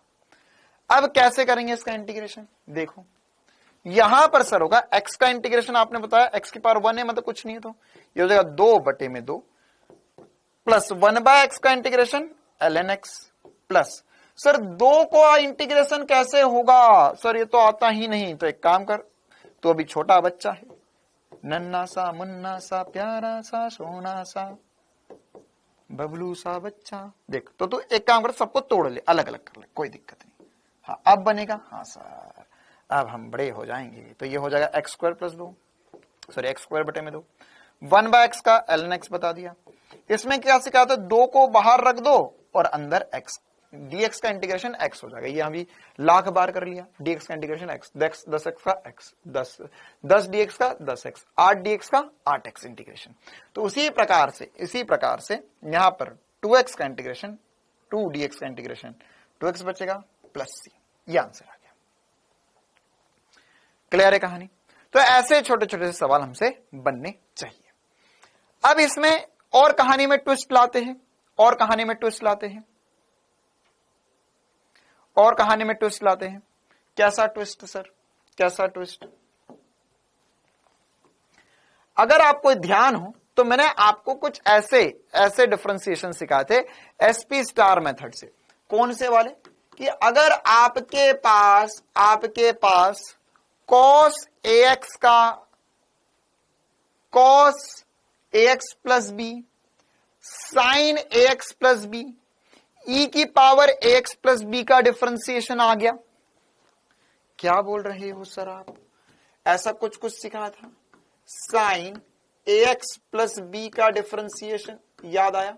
तो इसमें क्या ट्रिक बताई थी कि सर करना तो cos ही है, cos ax प्लस बी ही करना है, बस क्या करेंगे जो a है इससे आगे मल्टीप्लाई कर लेंगे, इससे आगे मल्टीप्लाई कर रहे हैं। याद आया ऐसा कुछ? ऐसे मैंने साइन में बताया था, ऐसे कॉस में बताया था, सब में बताया था। हाँ आत्मा वाला नियम बताया था कि इसकी आत्मा जो है वो बाहर आ जाएगी, इसकी आत्मा जो है वो बाहर आ जाएगी। तो अब सोच, यहां डिफरेंशिएशन कर रहे थे तो इसकी आत्मा से मल्टीप्लाई कर रहे थे, तो जब इंटीग्रेशन करेंगे या समाकलन करेंगे, हाँ भूत वाला नियम बताया था, तो इसकी आत्मा या इसका जो भूत होगा उससे डिवाइड कर देंगे। इसका भूत बाहर आया था तो मल्टीप्लाई हुआ था, इंटीग्रेशन में उल्टा हो जाएगा, इंटीग्रेशन हर चीज उल्टी है, तो इसमें इसका भूत जो है वो बाहर आएगा तो डिवाइड में चले जाएगा। जैसे देखो यहां पर सबसे पहले हमने सीखा cos x, तो integration cos ax plus b हो गया कल को, देखो b कुछ भी हो सकता है, x कुछ भी हो सकता है, dx। तो सर cos का इंटीग्रेशन साइन होता है, साइन होता है सर, बिल्कुल। तो हो जाएगा sine ax plus b, okay. ये cos है, ये cos ax है। तो क्या करेंगे अब हम a से डिवाइड कर देंगे, क्या करेंगे a से डिवाइड कर देंगे, बस उसका भूत भगाना है और भूत भगाकर डिवाइड में ले आना है, डिवाइड में ले आना है। इसी प्रकार से अगर मैं लिखा होता है integration, integration ax plus b dx, तो क्या आता है इसका इंटीग्रेशन सर, या तो minus cos ax plus b, अच्छा प्लस सी भी लगा लो, और इसके भूत से इसको डिवाइड कर दो, बस इसके भूत से डिवाइड कर दो। क्लियर है? क्या करना है, भूत भगाने का तरीका, यहां पर ये a जो है उससे डिवाइड कर दो, ये भूत भगाओगे तो a से डिवाइड कर दो। ऐसे ही और किसका भूत भगा है बोलो, ये, हाँ सर e की पावर x का भूत भगा के देखते हैं, e की पावर x का भूत भगा के देखते हैं। तो e की पावर x का भूत क्या होगा, e की पावर x का भूत क्या होगा, देखो ये हो जाएगा e की पावर x, अच्छा e की पावर x तो हमें पता है सर, तो यहां ax प्लस बी हो गया इंटीग्रेशन में, तो इसका भूत कैसे भगाएंगे, e की पावर ax प्लस बी तो लिखे रहने देंगे और a से डिवाइड कर लेंगे, बस कुछ ना करना है, बिना दिमाग लगाए x के आगे जो नंबर है उससे डिवाइड कर लो, उससे क्या कर लो, डिवाइड कर लो, ये भूत भग गया इसका। इसी प्रकार से आखिरी वाला, मान के चल यहां पर 1/x ना होते हुए, 1/x नहीं होता, यहां होता ax प्लस बी होता dx, तो यहां पर क्या करते सर, आपने बताया कि 1/x जब भी होता है तो उसमें ln x आता है इंटीग्रेशन में, तो इसमें भी ln ax प्लस बी आएगा, उसमें कोई दिक्कत वाली बात नहीं है। लेकिन इसका भूत क्या है, इसका भूत सर ये छुपा हुआ है, तो इसे भगा दे, यहां से डिवाइड कर दे इसे। क्लियर है? तो यह कुछ इंपॉर्टेंट सी बातें हैं जो हमें पता होना चाहिए। आकांक्षा विश्वकर्मा बेटा, क्वेश्चन लीक मत करो टेस्ट के, एक तो टाइम पे क्लास में आना है नहीं हमें कभी, और उसके बाद में क्लास को डिस्टर्ब अलग करना है, फिर उसके बाद में हमें टेस्ट के सवाल जिन्होंने टेस्ट नहीं दिया उनको और बता देना कि ले भैया तू मुझसे ज्यादा नंबर लिया, देख ये वाले क्वेश्चन का जवाब ये मत करना। अभी मैंने बताया कि टेस्ट के क्वेश्चन लीक मत करो, अभी कुछ बच्चे हैं जिन्होंने टेस्ट नहीं दिया, वो आज देने वाले हैं या कल सुबह देंगे या आज रात को देंगे। अब तुम उन्हें चीख चीख के बता दो कि भैया इस सवाल का जवाब सर 5वां, सर इस क्वेश्चन का आंसर तीसरा क्यों नहीं आ रहा, मतलब मुझे इस क्वेश्चन का आंसर तीसरा नहीं लगाना है। ओके, मामला आसान, 50-50 ऑप्शन। देखो क्या ये समझ में आया? तो इस पे कुछ एग्जांपल्स कर लेते हैं हम, इस पे एग्जांपल कर लेते। लिख लिया सभी ने इतना? चल, एक जाम फल, एक जाम फल, जैसे हमने क्वेश्चन में बोला इंटीग्रेशन cos 100x dx क्या होगा, तो क्या करेंगे सर, सर cos x होता तो sin x इंटीग्रेशन आता, cos x होता तो sin x इंटीग्रेशन आता, हाँ सर, तो अभी भी आएगा sin 100x इंटीग्रेशन आएगा, और भूत भगा दो इसका, हाँ सर भगा दिया, भूत भगा दिया, भूत भगा दिया। क्लियर है मामला? क्या एकदम आसान सी बात लगी सभी को? क्या ऐसे क्वेश्चन कर पाओगे, हाँ कि ना? अच्छा और देखते हैं, इंटीग्रेशन साइन, चलो और थोड़ा डिफिकल्ट बनाते हैं ना, integration 50 sign 25x plus 2 dx, बताओ भाई इसको इंटीग्रेट कैसे करोगे? तो सर क्या करना है, सर ये 50 कहां से आ गया, हटा दे इसे, उसमें क्या फर्क पड़ता है, इंटीग्रेशन के बाहर रख दे। ओके सर, कॉस साइन का इंटीग्रेशन सर माइनस कॉस होता है। Okay sir, minus cos 25x plus 2 बटे में भूत भगाकर 25 नीचे ले आया मैं, याद रखना ये दोनों मल्टीप्लाई में, माइनस में नहीं है, मल्टीप्लाई में, तो कितना हो जाएगा, सर हो जाएगा माइनस साइन को हटा दिया इनटू कॉस 25x प्लस 2 बटे में 25, तो कट के 2 बना देगा, तो हो जाएगा -2 कॉस 25x प्लस 2। क्या ये छुटकू छुटकू से सवाल सभी छुटकू छुटकू से बच्चे छुटकू छुटकू तरीके से छुटकू छुटकू टाइम में कर लेंगे? क्या इंटीग्रेशन बहुत आसान लग रहा है? क्या इंटीग्रेशन बहुत आसान लग रहा है? डिफरेंशिएशन के मुकाबले जितना इंटीग्रेशन, वैसे देखो इन डेप्थ जाओगे तो और मुश्किल चीजें है, लेकिन हमें नीट में उस सब की जरूरत कतई नहीं है। तो बिल्कुल इतना आसान से इंटीग्रेशन आना चाहिए। चलो एक दो और इंटीग्रेशन करवा देता हूं मैं आपको। मान के चलो हमने लिखा होता इंटीग्रेशन, दो और करते ना, 1/2x प्लस 1 dx का इंटीग्रेशन। बताओ भाई क्या आएगा? 1/2x plus 1।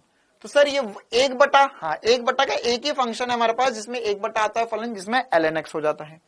तो यहां पर अब ये पूरा का पूरा ln में लिख दो, तो ln 2x प्लस 1 बटे में 2। क्यों? भूत भगा दिया सर हमने, क्या कर दिया? भूत भगा दिया। तो भूत भगाया तो बटे में क्या कर दिया? 2 कर दिया। भूत भगा दिया मतलब क्या कर दिया? 2 बटे में 2 कर दिया। हाँ प्लस सी रख दो, प्लस सी रख दो। देखो चिंता मत करो, प्लस सी अब आखिरी बारी कर रहे हो, अब इसके बाद में मैं तुम्हें इसका बस 2 मिनट में तोड़ बताने वाला हूं प्लस सी का।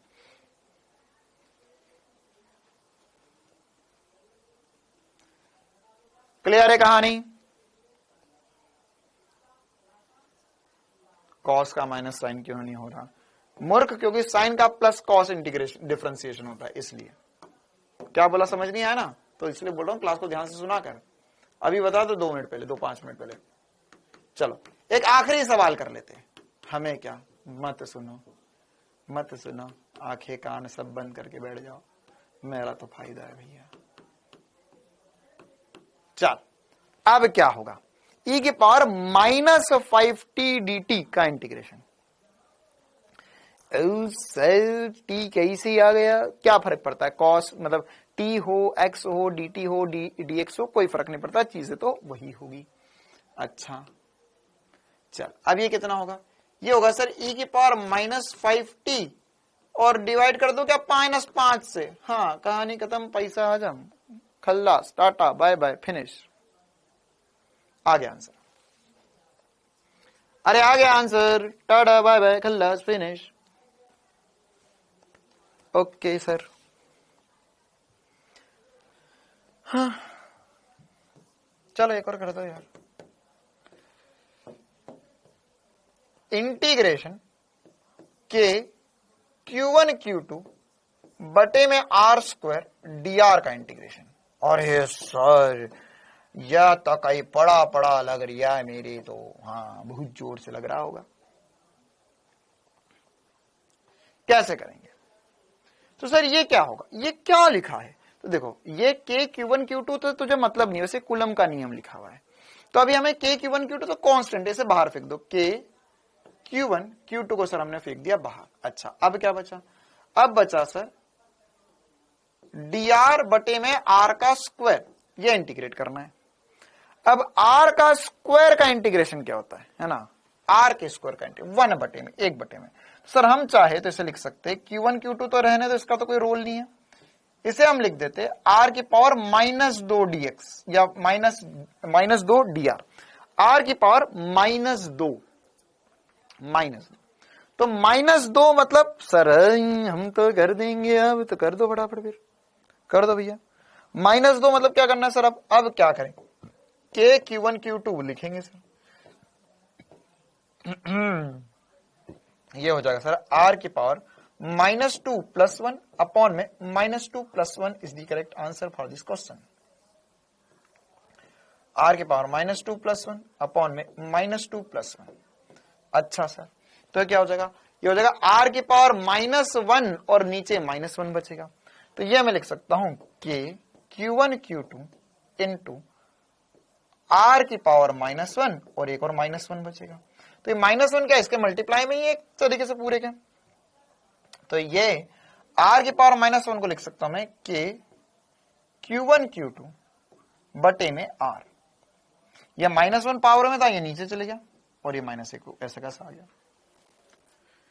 क्लियर है कहानी? मैं फिर से बोल रहा हूं, प्राची पटेल, आज तेरी पहली और आखिरी क्लास हो सकती है, मुझसे पंगा नहीं लेना, मुझसे बचकर रहना। अगर तुमने पहले की क्लासेस अटेंड नहीं करी है तो तुम्हारा कोई हक नहीं बनता है, और तुम्हारे अंदर इतनी हिम्मत नहीं होनी चाहिए कि आज जाके हम क्लास देख ले। ठीक है, ईमानदारी से बोल रहा हूं, जिन बच्चों ने पहले की क्लासेस नहीं देखी है वो अभी की क्लासेस मत देखो, पुराना जाके रिवाइज करो, और आने वाला कोई भी चैप्टर पढ़ने से पहले पुराना पढ़ लेना। ठीक है, ये कोई तेरे 5वीं 6वीं की क्लासेस नहीं चल रही है ना, क्योंकि मुझे पता है तेरे तू आज तक कौन से किस प्रकार के टीचर से पढ़ा है और तेरे को कैसा पढ़ाया गया है, तो कुछ नहीं आता, कुछ भी नहीं आता है ना। बहुत प्यार से बोल रहा हूं, पुरानी क्लासेस जाके देख ले तो समझ में आ जाएगा कि मेरा प्यार कितना है खतरनाक। यह आया समझ में? -k(q1 q2) बटे में r। तो कुछ नहीं करना, कैसा करना था हमें, यहां पर सर r का स्क्वायर था तो इसे हमने r की पावर -2 रख दिया, ये नीचे था तो ऊपर ले गया -2 हो गया, -2 तो इंटीग्रेशन करना तो -2 + 1 -2 + 1, फिर उसके बाद में -2 + 1 करेंगे तो यहां पर r की पावर -1 हो गया और नीचे भी -1 आ गया। ओके सर, तो यहां पर देख, जैसे जो नीचे था उसको ऊपर ले जाने पे r का स्क्वायर था तो r की पावर -2 कर दिया, तो जो ऊपर है उसे नीचे ले आएंगे तो -1 है तो मतलब मैं उसे 1/r लिख सकता हूं। ठीक है, तो ये सारी कहानी मुझे समाकलन में पता होना चाहिए। ओके, अब अच्छा एक और बात, कल से मैं क्लास में है ना, जो भी बच्चों के 4-5 से ज्यादा कमेंट आएंगे मैं कोई एंटरटेन नहीं करने वाला हूं, मैं सीधे ब्लॉक कर दूंगा, सीधे ब्लॉक कर दूंगा। ठीक है ना, मतलब आपको पता नहीं चलेगा, अगर आपने क्लास में 4-5 बार से ज्यादा कमेंट किया तो मैं सीधे ब्लॉक, मैं पूछूंगा भी नहीं और कारण भी नहीं बताऊंगा। ओके, तो बहुत सारे एग्जाम्पल करे सर, लेकिन सर 1 घंटा हो गया है एग्जाम्पल करते हुए, हमें बहुत गजब का फील आया समाकलन का। हाँ भाई, कितनों को फील आया समाकलन का? कितनों को फील आया? बहुत गजब का फील आया समाकलन का। सर फील तो आया, हाँ सर बहुत मजा आया, लेकिन एक धोखा हुआ है। क्या बात कर रहे हो सर? हाँ, 1 घंटा करा और धोखा हो गया, ये सब किसी काम का नहीं था। सर काहे फिरकी ले रहे हो, 1 घंटा पढ़ा दिया, आप बोल रहे हो काम का नहीं है। क्यों? क्योंकि अगर हम ध्यान से सोचे समझे तो हम क्या कर रहे थे सर, हम इसका एरिया, इसका क्षेत्रफल निकालने आए थे, और समाकलन हमें और हमारे बच्चों को बचाने वाला था क्षेत्रफल निकाल के, क्षेत्रफल निकाल के बचाने वाला था, लेकिन इसने डुबा दिया अल्सर्स में। कैसे डुबा दिया? अगर मान के चलिए इसका क्षेत्रफल आया तो क्षेत्रफल कितना आता है सर? क्षेत्रफल आता है 5 metre square, 4 metre square, 3 metre square, 2 metre square, या 1000 मीटर स्क्वायर, या किलोमीटर स्क्वायर, ऐसा एरिया आता है, क्षेत्रफल ऐसा आता है। क्या कभी तुमने किसी को ऐसा सुना,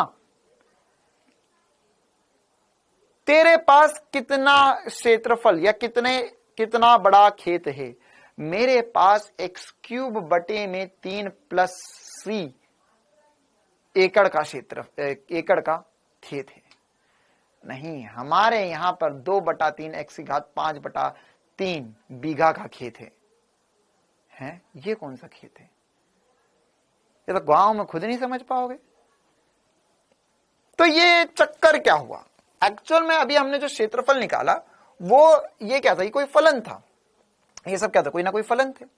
तो ये फलन का जो क्षेत्रफल हमने निकाला वो क्षेत्रफल भी ये क्या था? ये x था, ये चर था, तो चर के रूप में ही आंसर आए सारे, चर का चर ही आएगा सर। तो इसमें अभी तक हमने क्या किया था? हमने यहां पर लिमिट नहीं लगाई है। हमने क्या नहीं लगाई? लिमिट नहीं लगाई। मतलब अभी तक हमने जो सब कुछ किया वो एक तरीके से अनिश्चित समाकलन कहलाता है। क्या कहलाता है? ये सब कुछ अनिश्चित समाकलन था, इसमें कुछ निश्चितता नहीं थी। क्यों नहीं थी? क्योंकि देखो क्या था, जैसे अगर मान के चल मैंने x² का इंटीग्रेशन किया, x² का इंटीग्रेशन किया, तो x² सर हमें पता है हंसता हुआ परवलय बनेगा, हंसता हुआ परवलय बनेगा। अब इसका एरिया निकालेंगे तो कॉमन सेंस की बात है मेरे भाई कि एरिया या क्षेत्रफल पूछेगा ना कहां से कहां तक का एरिया निकालना है। अभी तक तो तूने पूछा ही नहीं, और निकाले जा रहा, मजे लिए जा रहा, लेकिन कहां तक का? ये अभी तुमने जो निकाला वो वेरिएबल है। क्यों? क्योंकि कहां तक का क्षेत्रफल निकालना वो नहीं पता था। तो अब हम एग्जैक्ट क्षेत्रफल कैसे निकाले? तो उसके लिए हमें पता होना चाहिए कि हमें कहां से शुरू करना है और कहां पर खत्म करना है। जिंदगी में अगर तुम्हें यह नहीं पता कि कब शुरू करना और कब खत्म करना है तो फिर क्या ही मतलब है ना? तुम्हें पता ही नहीं कितना पढ़ना है किस चीज को, तो फिर तो तुम अनंत तक पढ़ते ही रह जाओगे और उसका शायद कुछ मतलब भी ना निकले। तो कहां से शुरू करना है, कहां पर खत्म करना है, किसको कितना भाव देना है, किससे कितनी बात करनी है, ये बहुत इंपॉर्टेंट सी बात है। ये बहुत इंपॉर्टेंट सी बात है ना? अगर तुमने कभी किसी शादी वगैरह में गए हो या कभी किसी बड़े फंक्शन में गए हो, तो वहां पर जो बहुत बड़े लोग होते ना, वो आते हैं 10-15 मिनट मिलते हैं और चले जाते, खाना भी नहीं खाएंगे वहां पर। क्यों? क्योंकि उन्हें पता है कि मेरे समय की कीमत है, मेरे समय की कीमत है। ठीक है, एक पार्टी में एक बार मैं पहले गया था, तो वहां पर मतलब 2-4-6 बड़ी बड़ी कंपनियों के मालिक वगैरह आए हुए थे, सीईओ टाइप लोग। तो वो आए 20 मिनट रुके थे, 20 से 25 मिनट आए, गाड़ी से उतरे, 20 से 25 मिनट रुके, सबसे बात करी, हाय हेलो किया, पानी पिया और घर चले गए वापस। भले ही घर जाके बैठे थे, लेकिन वहां पर वो ज्यादा देर नहीं रुके। क्यों? क्योंकि उन्हें पता है उनकी लिमिट, कि मुझे इतनी ही देर रुकना है, कि इससे ज्यादा देर रुकूंगा तो लोगों को लगा मैं फालतू आदमी हूं, मेरे पास बहुत टाइम है। तो आए 20-25 मिनट रुके और चले गए, ताकि लोगों को भी समझ में आए कि हाँ भैया यह आदमी खतरनाक है। लिमिट में कहा कि यहां शुरू करके वहां खत्म कर देना है हमें। ऐसा बोलते हैं लिमिट में खाना खाओ, लिमिट में हर चीज करो। हर चीज की अति जिंदगी में हानिकारक हो जाती है। तो हर चीज को लिमिट में करना है, कि कब शुरू करना है कब खत्म करना है, यह पता होना चाहिए हमें बस। तो वैसी बात यहां पर है कि क्षेत्रफल कब शुरू करके कब खत्म करना है, कब शुरू करके कब खत्म करना है। तो इसके लिए हमें पढ़ना पड़ेगा निश्चित समाकलन। तो निश्चित समाकलन क्या होता है? बिल्कुल आसान सी बात होती है, जो अभी तुमने पढ़ा वो सब बहुत काम का था, उसी के आगे बढ़कर हम निश्चित समाकलन लिखेंगे। अच्छा, यहां पर चाहो तो यहां पे लिख लो, जहां पे समाकलन शुरू किया था, तो महत्वपूर्ण सूत्र के बगल में लिख लो अनिश्चित समाकलन।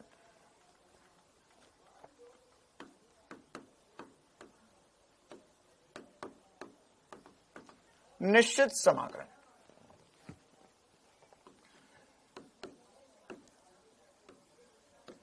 अब निश्चित समाकलन में क्या होता है? वहां पर लिख लो अनिश्चित समाकलन। कहां पर? जहां पे महत्वपूर्ण सूत्र लिखा था।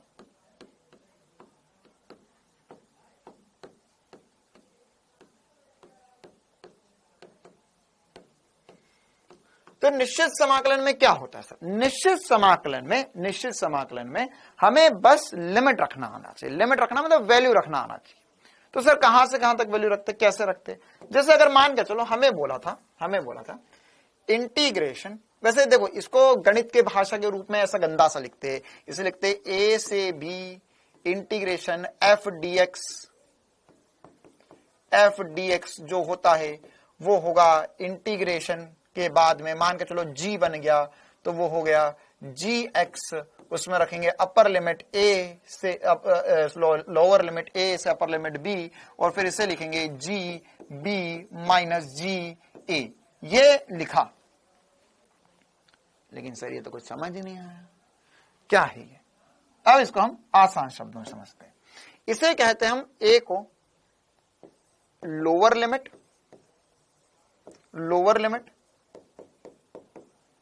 एल और बी को कहते हैं हम अपर लिमिट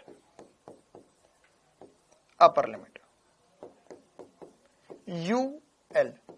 ठीक है, अब जब भी हम इंटीग्रेशन में अपर लिमिट और लोअर लिमिट लगाएंगे तो उसमें हमें क्या करना है? इंटीग्रेट करना है। उसके बाद में एक बार वो जो इंटीग्रेशन के बाद हमारा आंसर आएगा, अब वो क्षेत्रफल आ चुका है, तो क्षेत्रफल में हमें क्या करना है? हमें एक बार अपर लिमिट रखना है पहले, फिर उसको लोअर लिमिट से माइनस कर देना है। सर अभी भी समझ नहीं आया मेरे तो एग्जाम्पल से समझ में आएगा ना प्यारे। देख यहां पर प्यारे दुलारे, यहां पर हमने करा इंटीग्रेशन एक्स स्क्वायर डीएक्स, 0 से 3 मान के चलो लिखा 0 से 3। तो इसका मतलब क्या हुआ? इसका मतलब ये हुआ सर कि हम यहां पर एक ग्राफ बनाए y और x का। ये बना सर y बराबर x स्क्वायर का ग्राफ, और इसमें 0 से 3, मतलब ये रहा x बराबर 0, ये क्या x बराबर 0 से x बराबर 3 यहां आया। तो ये जो क्षेत्रफल आएगा, ये वक्र और ये वाला जो क्षेत्रफल आएगा, फील आ रहा है तुम्हें कि ये कितनी खतरनाक चीज को आसान बना लिया हमने। ये जो वक्र था उसका क्षेत्रफल x अक्ष के साथ कितना था, उसका आंसर अब हम लिखने वाले हैं, उसका आंसर हम लिखने वाले। तो क्या आएगा इसका आंसर? देखो, तो ये हमें पता था सर। अभी देखो, अभी इस पे ध्यान नहीं देना, लिमिट पे बिल्कुल ध्यान नहीं देना, अभी इंटीग्रेट करो तो हो जाएगा एक्स क्यूब बटे में 3। हाँ सर, एक्स क्यूब बटे में 3। अब यहां पे लिखना है 0 3। अब इसका मतलब क्या हुआ? इसका मतलब ये हुआ कि पहले अब हम जहां देख, अभी मैंने छोटा सा फलन लिया, ये बड़ा भी हो सकता है, बहुत बड़ा भी हो सकता है, मतलब जैसे ऐसा भी हो सकता है। कैसा हो सकता है? ये वाला इंटीग्रेशन किया था अभी हमने, खतरनाक वाला, ये वाला। इस पूरे में भी लिमिट लगा सकते हैं, पूरे में भी लिमिट लगा सकते हैं। तो क्या करना होगा, जहां जहां पर x था वहां पे पहले 3 रखेंगे, फिर लगाएंगे माइनस का चिन्ह, और जहां जहां पे x था वहां पे लगा देंगे 0, लोअर लिमिट। ठीक है, तो क्या आएगा आंसर? तो यहां पर अगर हम इसको सॉल्व करेंगे, अब इसमें प्लस सी लगाने की जरूरत नहीं है। क्यों? कि अपर लिमिट माइनस लोअर लिमिट करेंगे तो वो ऐसे भी सी कट जाएगा। तो ये कितना हो जाएगा सर? 3 की घात 3 बटे में 3 माइनस 0 की घात 3 बटे में 3। तो 3 की घात 3 27, 27 बटे में 3 करेंगे तो 9 आ जाएगा। कितना आ जाएगा? 9, और माइनस 0 तो 0 ही होगा। तो 9 वर्ग इकाई क्षेत्रफल हो गया इसका। वर्ग इकाई मतलब मीटर स्क्वायर, सेंटीमीटर स्क्वायर, कुछ भी हो सकता है। तो ये इसका आंसर आ गया, ये इसका आंसर आ गया। क्या ये छोटी सी बात सभी को समझ में आ गई? क्या ये 9 जो आंसर आया वो सभी को चमका?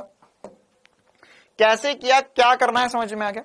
बस इतनी सी ही बात है, किसका इंतजार है। बहुत इजी है, upper limit minus lower limit हर एक फलन में, है ना। जैसे एक दो और एग्जांपल करते हैं हम इसमें, एक दो और एग्जांपल करते हैं। हमने लिखा इंटीग्रेशन x प्लस 1 dx 0 से 4 तक, 0 से 4 तक, 0 से 4 तक इसको इंटीग्रेट करना है। तो कैसे इंटीग्रेट करेंगे? देखो, क्वेश्चन।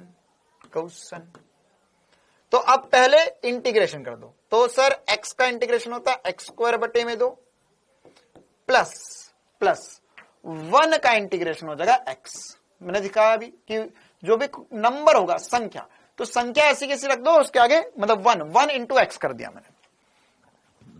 नहीं आया सर, मैं बहुत गरीब हूं सर, मेरे दिमाग में सर केमिकल लोचा है सर। मैं इतना इंटेलिजेंट होता तो सर क्या बात थी सर। इतना इंटेलिजेंट में इसीलिए नहीं हुआ क्योंकि मुझे आपसे पढ़ना था कि सर आप बेसिक से पढ़ाते हो, तो मैंने सोचा पढ़ाई बड़े करने की क्या जरूरत है, हमको तो एसपी सर पढ़ा देंगे। देख, x का इंटीग्रेशन क्या था? x का इंटीग्रेशन x स्क्वायर बटे में 2 था, तो यहां पे रख दिया 0 और 4। ठीक है, फिर ये क्या है? 1 बाहर आ जाएगा, 1 बाहर आ जाएगा, तो इसमें x बचेगा। अच्छा, क्या करना है? 0 से 4। ठीक है, तो अब जहां जहां x था वहां 4 रख दे, माइनस 0 0 कर दे। अच्छा सर, यहां 0 की जगह और कुछ हो सकता है क्या? कोई दिक्कत नहीं, तो 1 ले ले, 2 ले ले, 3 ले ले, 4 ले ले, कोई भी संख्या हो सकती है, कोई दिक्कत नहीं है ना। बस हमें नंबर ही तो रखना है। 4 का वर्ग बटे में 2 माइनस 0 का वर्ग बटे में 2, ये पहला वाला हल हो गया। प्लस दूसरे वाले में 4 माइनस 0, तो कितना हो गया सर? 4 4 16, 16 बटे में 2 करेगा 8 आ जाएगा। 8 माइनस 0 प्लस 4 माइनस 0, ये आ गया 12। ये आंसर आ गया, ये आंसर आ गया। क्लियर है मामला? क्या ऐसे इंटीग्रेशन अब सभी कर पाओगे? क्या इतनी छोटी सी बात सभी कर पाओगे अब?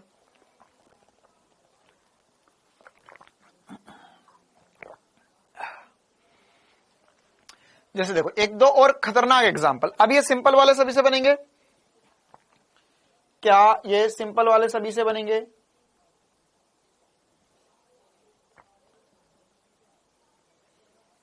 क्या ये सिंपल वाले सभी से बन जाएंगे? अब एक दो खतरनाक एग्जांपल करवा देता हूं मैं। जैसे अभी हमने एक क्वेश्चन किया था,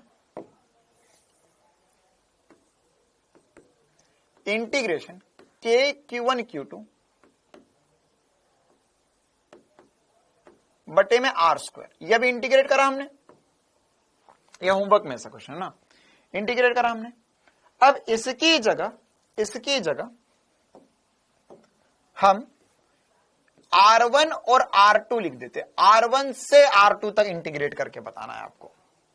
कहां से कहां तक? R1 से R2 तक इंटीग्रेट करके बताना है। तो कैसे करेंगे R1 से R2 तक इंटीग्रेट से? देखो, तो क्या मैं इसको फिर से इंटीग्रेट करूं या जो मेरा आंसर आया था उसका यूज कर लूं मैं? क्या ये जो आंसर आया था इसका यूज कर लूं मैं? क्या ये जो आंसर आया था इसका यूज कर लूं मैं? क्लियर है मामला? सर 9 स्क्वायर है 9 क्यूब बटे, ये करके देखो यही आ रहा ना, 27 बटे में 3 करोगे तो 9 ही आएगा मेरे हिसाब से। तो ये कितना लिखा हुआ?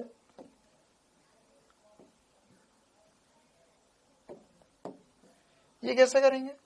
यह अच्छा, किसी को ऐसा तो नहीं लग रहा कि सर ये x की घात 3 है और इसका पूरे की घात 3 है? ये ऐसा मूर्ख तो नहीं बन गया कोई? इतना केमिकल लोचा तो नहीं चल रहा दिमाग में? अगर ऐसा चलो तो एक बार दिमाग निकाल धो और वापस फिट कर ले, क्योंकि अब ये जो है उस पर तो गड़बड़ वाली लेयर चढ़ चुकी है। मूर्ख, ये 0 से 3 तक है, मतलब एक बार 3 रखना एक बार 0 रखना। किसी को ऐसा तो नहीं लग रहा कि x की घात 3 बटे में 3 का क्यूब है सर ये तो? और यहां पर क्या होगा? यहां पर ये 3 है तो ये एक बार 3 रखेंगे एक बार 0 रखेंगे, तो 3 रखेंगे तो कितना होगा? x की घात 3, तो x की घात 3 कितना होता है? x की घात 3 मतलब 27 बटे में 3 कर कितना आएगा? ये ऐसा देख ले, 3 इंटू 3 इंटू 3 लिखा हुआ है, बटे में 3, एक 3 से एक 3 कट गया तो 3 का वर्ग बचा, 9 बचा। देखो, हाँ भाई, तो इसको कैसे करेंगे सर? पुराना वाला यूज कर लो थोड़ा थोड़ा, चलो ठीक है, थोड़ा थोड़ा यूज कर लेते हैं। तो ये हो जाएगा माइनस के Q1 Q2 बटे में R। इतना तो हमने कर लिया इंटीग्रेशन, और ये R1 से R2 तक इंटीग्रेट करना है। कहां से कहां तक इंटीग्रेट करना है? R1 से R2 तक। तो R1 से R2 तक कैसे करेंगे? अच्छा, अब इसमें ये कंफ्यूजन ना हो इसलिए माइनस को अभी थोड़ी देर के लिए मैं बाहर रख देता हूं। और क्या करना है आपको? एक बार R2 रखना है तो जगह के Q1 Q2 बटे में R2 माइनस एक बार अब R1 रखना है तो के Q1 Q2 बटे में R1, है ना। और ये माइनस कौन सा? ये वाला माइनस, इसको मैंने बाहर रख दिया। क्यों? क्योंकि हमें यहां पर दो चीजें माइनस करनी थी, एक और माइनस होता तो बहुत केमिकल लोचा हो जाता। ठीक है, तो इसलिए हमने ये माइनस को बाहर रख दिया। अब क्या हुआ? अच्छा, अब किसी को ये लग रहा है कि ये कैसे आ गया? तो अभी मैंने थोड़ी देर पहले क्वेश्चन करवाया, ये करवाया क्वेश्चन ना, इसका रेफरेंस लिया मैंने। यहां पर पूरा इंटीग्रेशन करा था मैंने, फिर से इंटीग्रेट नहीं करा, ये पूरा इंटीग्रेशन उठा के मैंने ऐसा कैसा यूज कर लिया। तो अब चाहूं मैं तो इसको ऐसा भी लिख सकता हूं। क्या?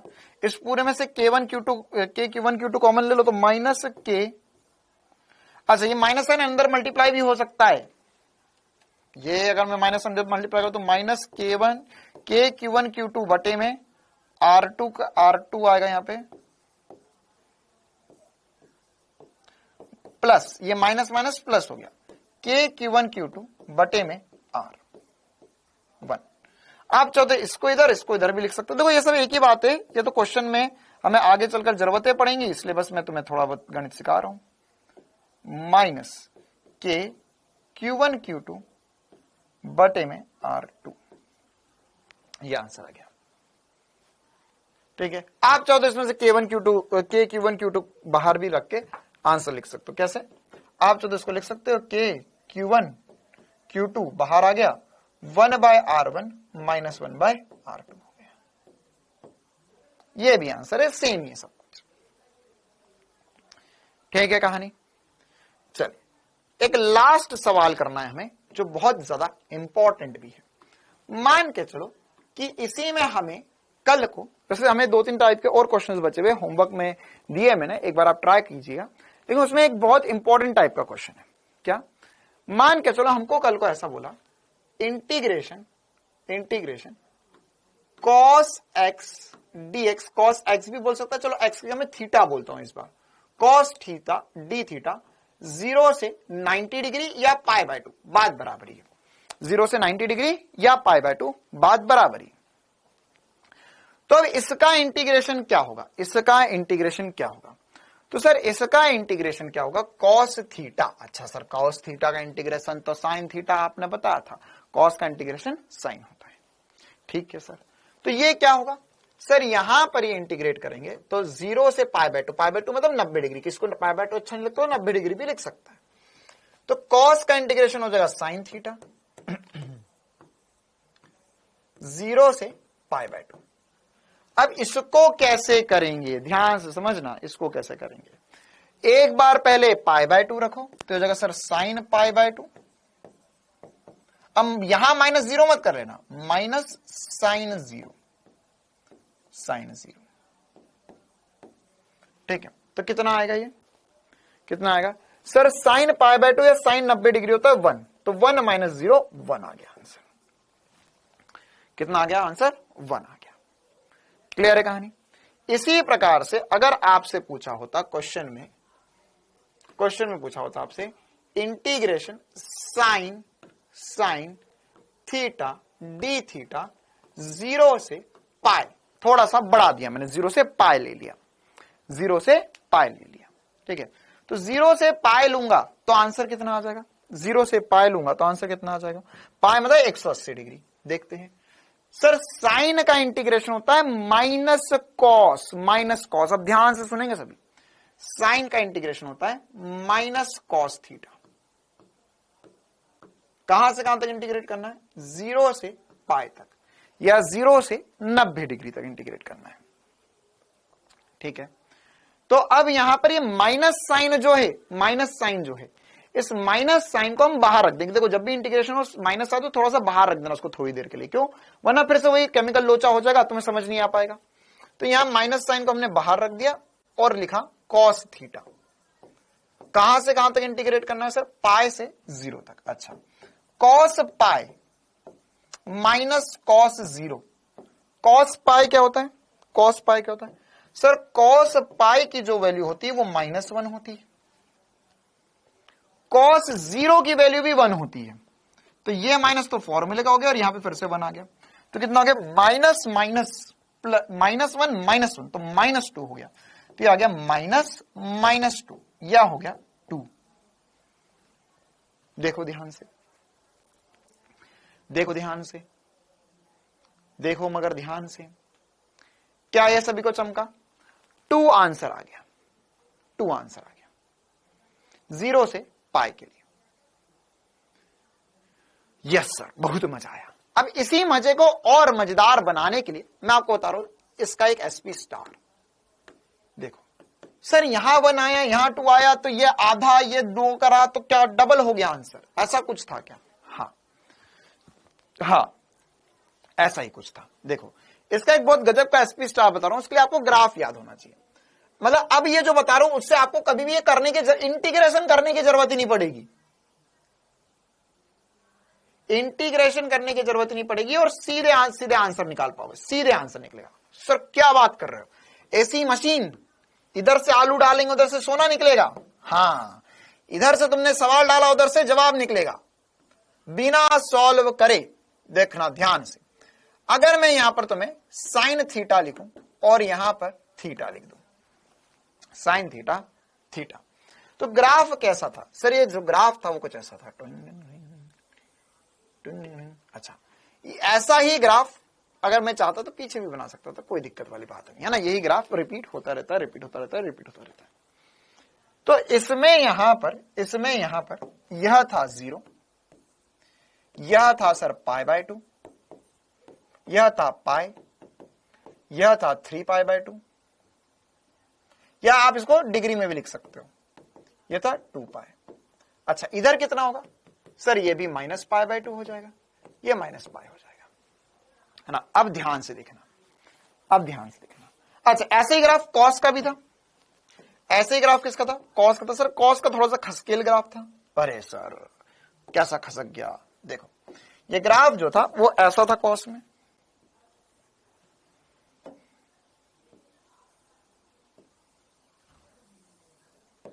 है ना, ग्राफ थोड़ा सा शिफ्ट हो चुका था कॉस का ग्राफ। तो ये ग्राफ में सर ये 0 था, यह π/2 था, यहां पर ये 3 ये पाई था, ये 3π/2 था, फिर ये और आगे जाता तो 2π आ जाता, मतलब 360 डिग्री कंप्लीट हो जाता। और इसी प्रकार से पीछे भी होता, ये -π/2 -π, ऐसा चलता रहता है ग्राफ। ठीक है, हाँ बेटा पाई मतलब 180 डिग्री होता है।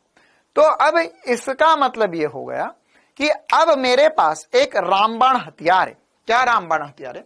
अभी मैंने देखो जो सबसे पहला इंटीग्रेशन किया था, सबसे पहला इंटीग्रेशन किया था मैंने cos थीटा का 0 से π/2 तक, 0 से π/2। तो ये cos थीटा का ग्राफ, cos थीटा का ग्राफ है, और ये कहां से कहां तक करा, 0 से π/2। तो 0 से π/2 तो ये वाला एरिया है।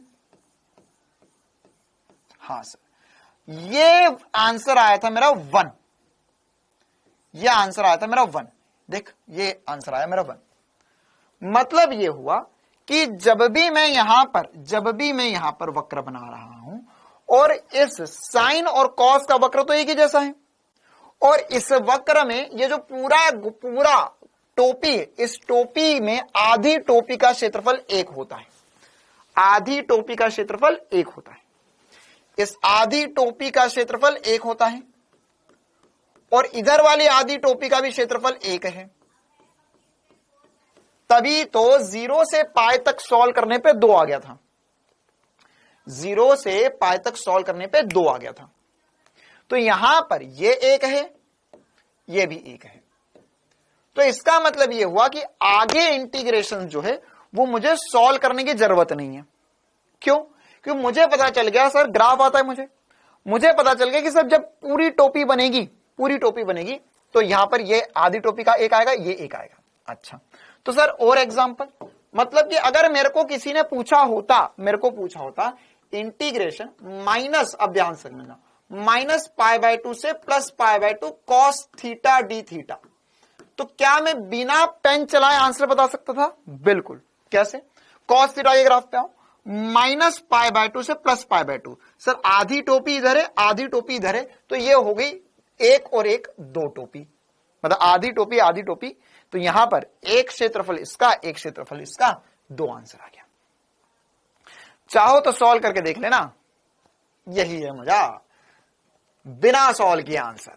अगर मुझसे पूछा होता, ध्यान समझना, मुझसे पूछा होता cos थीटा डी थीटा में 0 से पाई तक का इंटीग्रेशन, 0 से पाई तक का इंटीग्रेशन, तो देखो 0 से पाई, तो 0 ये रहा, पाई ये रहा, हाँ सर 0 ये रहा, पाई ये रहा, तो यहां पर ये 1 है।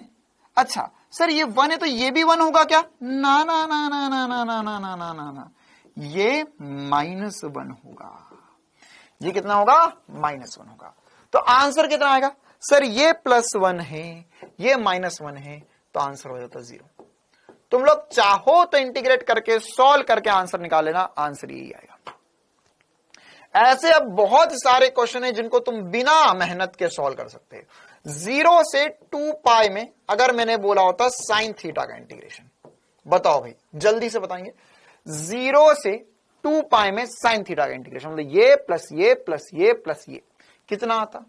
क्या आता? सर ये +1 है, ये +1 है, ये -1 है, ये -1 है, तो टोटल एरिया कितना हो जाता? टोटल एरिया सर नील बड़ा सर नड़ा हो जाता 0, तो तुम बन गए हीरो। अच्छा बताओ, -π/2 से π/2 में साइन थीटा का इंटीग्रेशन क्या होता? जिसको लगता है टाइम हो गया तो मैं छोड़ दूंगा भैया, मेरे को क्या करना है, मेरे फायदे के लिए थोड़ी ना पढ़ा रहा हूं मैं, मेरे फायदे के लिए थोड़ी ना पढ़ा रहा हूं। लो भाई चलो छुट्टी हटाओ, चलो भाई कोई मत लिखो, छुट्टी हो गई, चलो जाओ घर, छुट्टी, टाटा बाय बाय। ये कुछ लिखने की जरूरत नहीं है ना, ये वाले है, इससे आंसर आ गया। वैसे भी दुनिया में इतना ही पढ़ाया जाता है, तुम भी इतना ही पढ़ो, घर जाओ आराम से जिंदगी के मजे करो। नीट वीट तो क्या रखा है, निकलता रहेगा, 2-4 साल, 5 साल, 6 साल में निकल जाएगा, कोई दिक्कत नहीं। इस साल इतना पढ़ लो, अगले साल फिर से मेरी फीस देना, तब मैं इसके आगे का पढ़ाऊंगा। टाटा।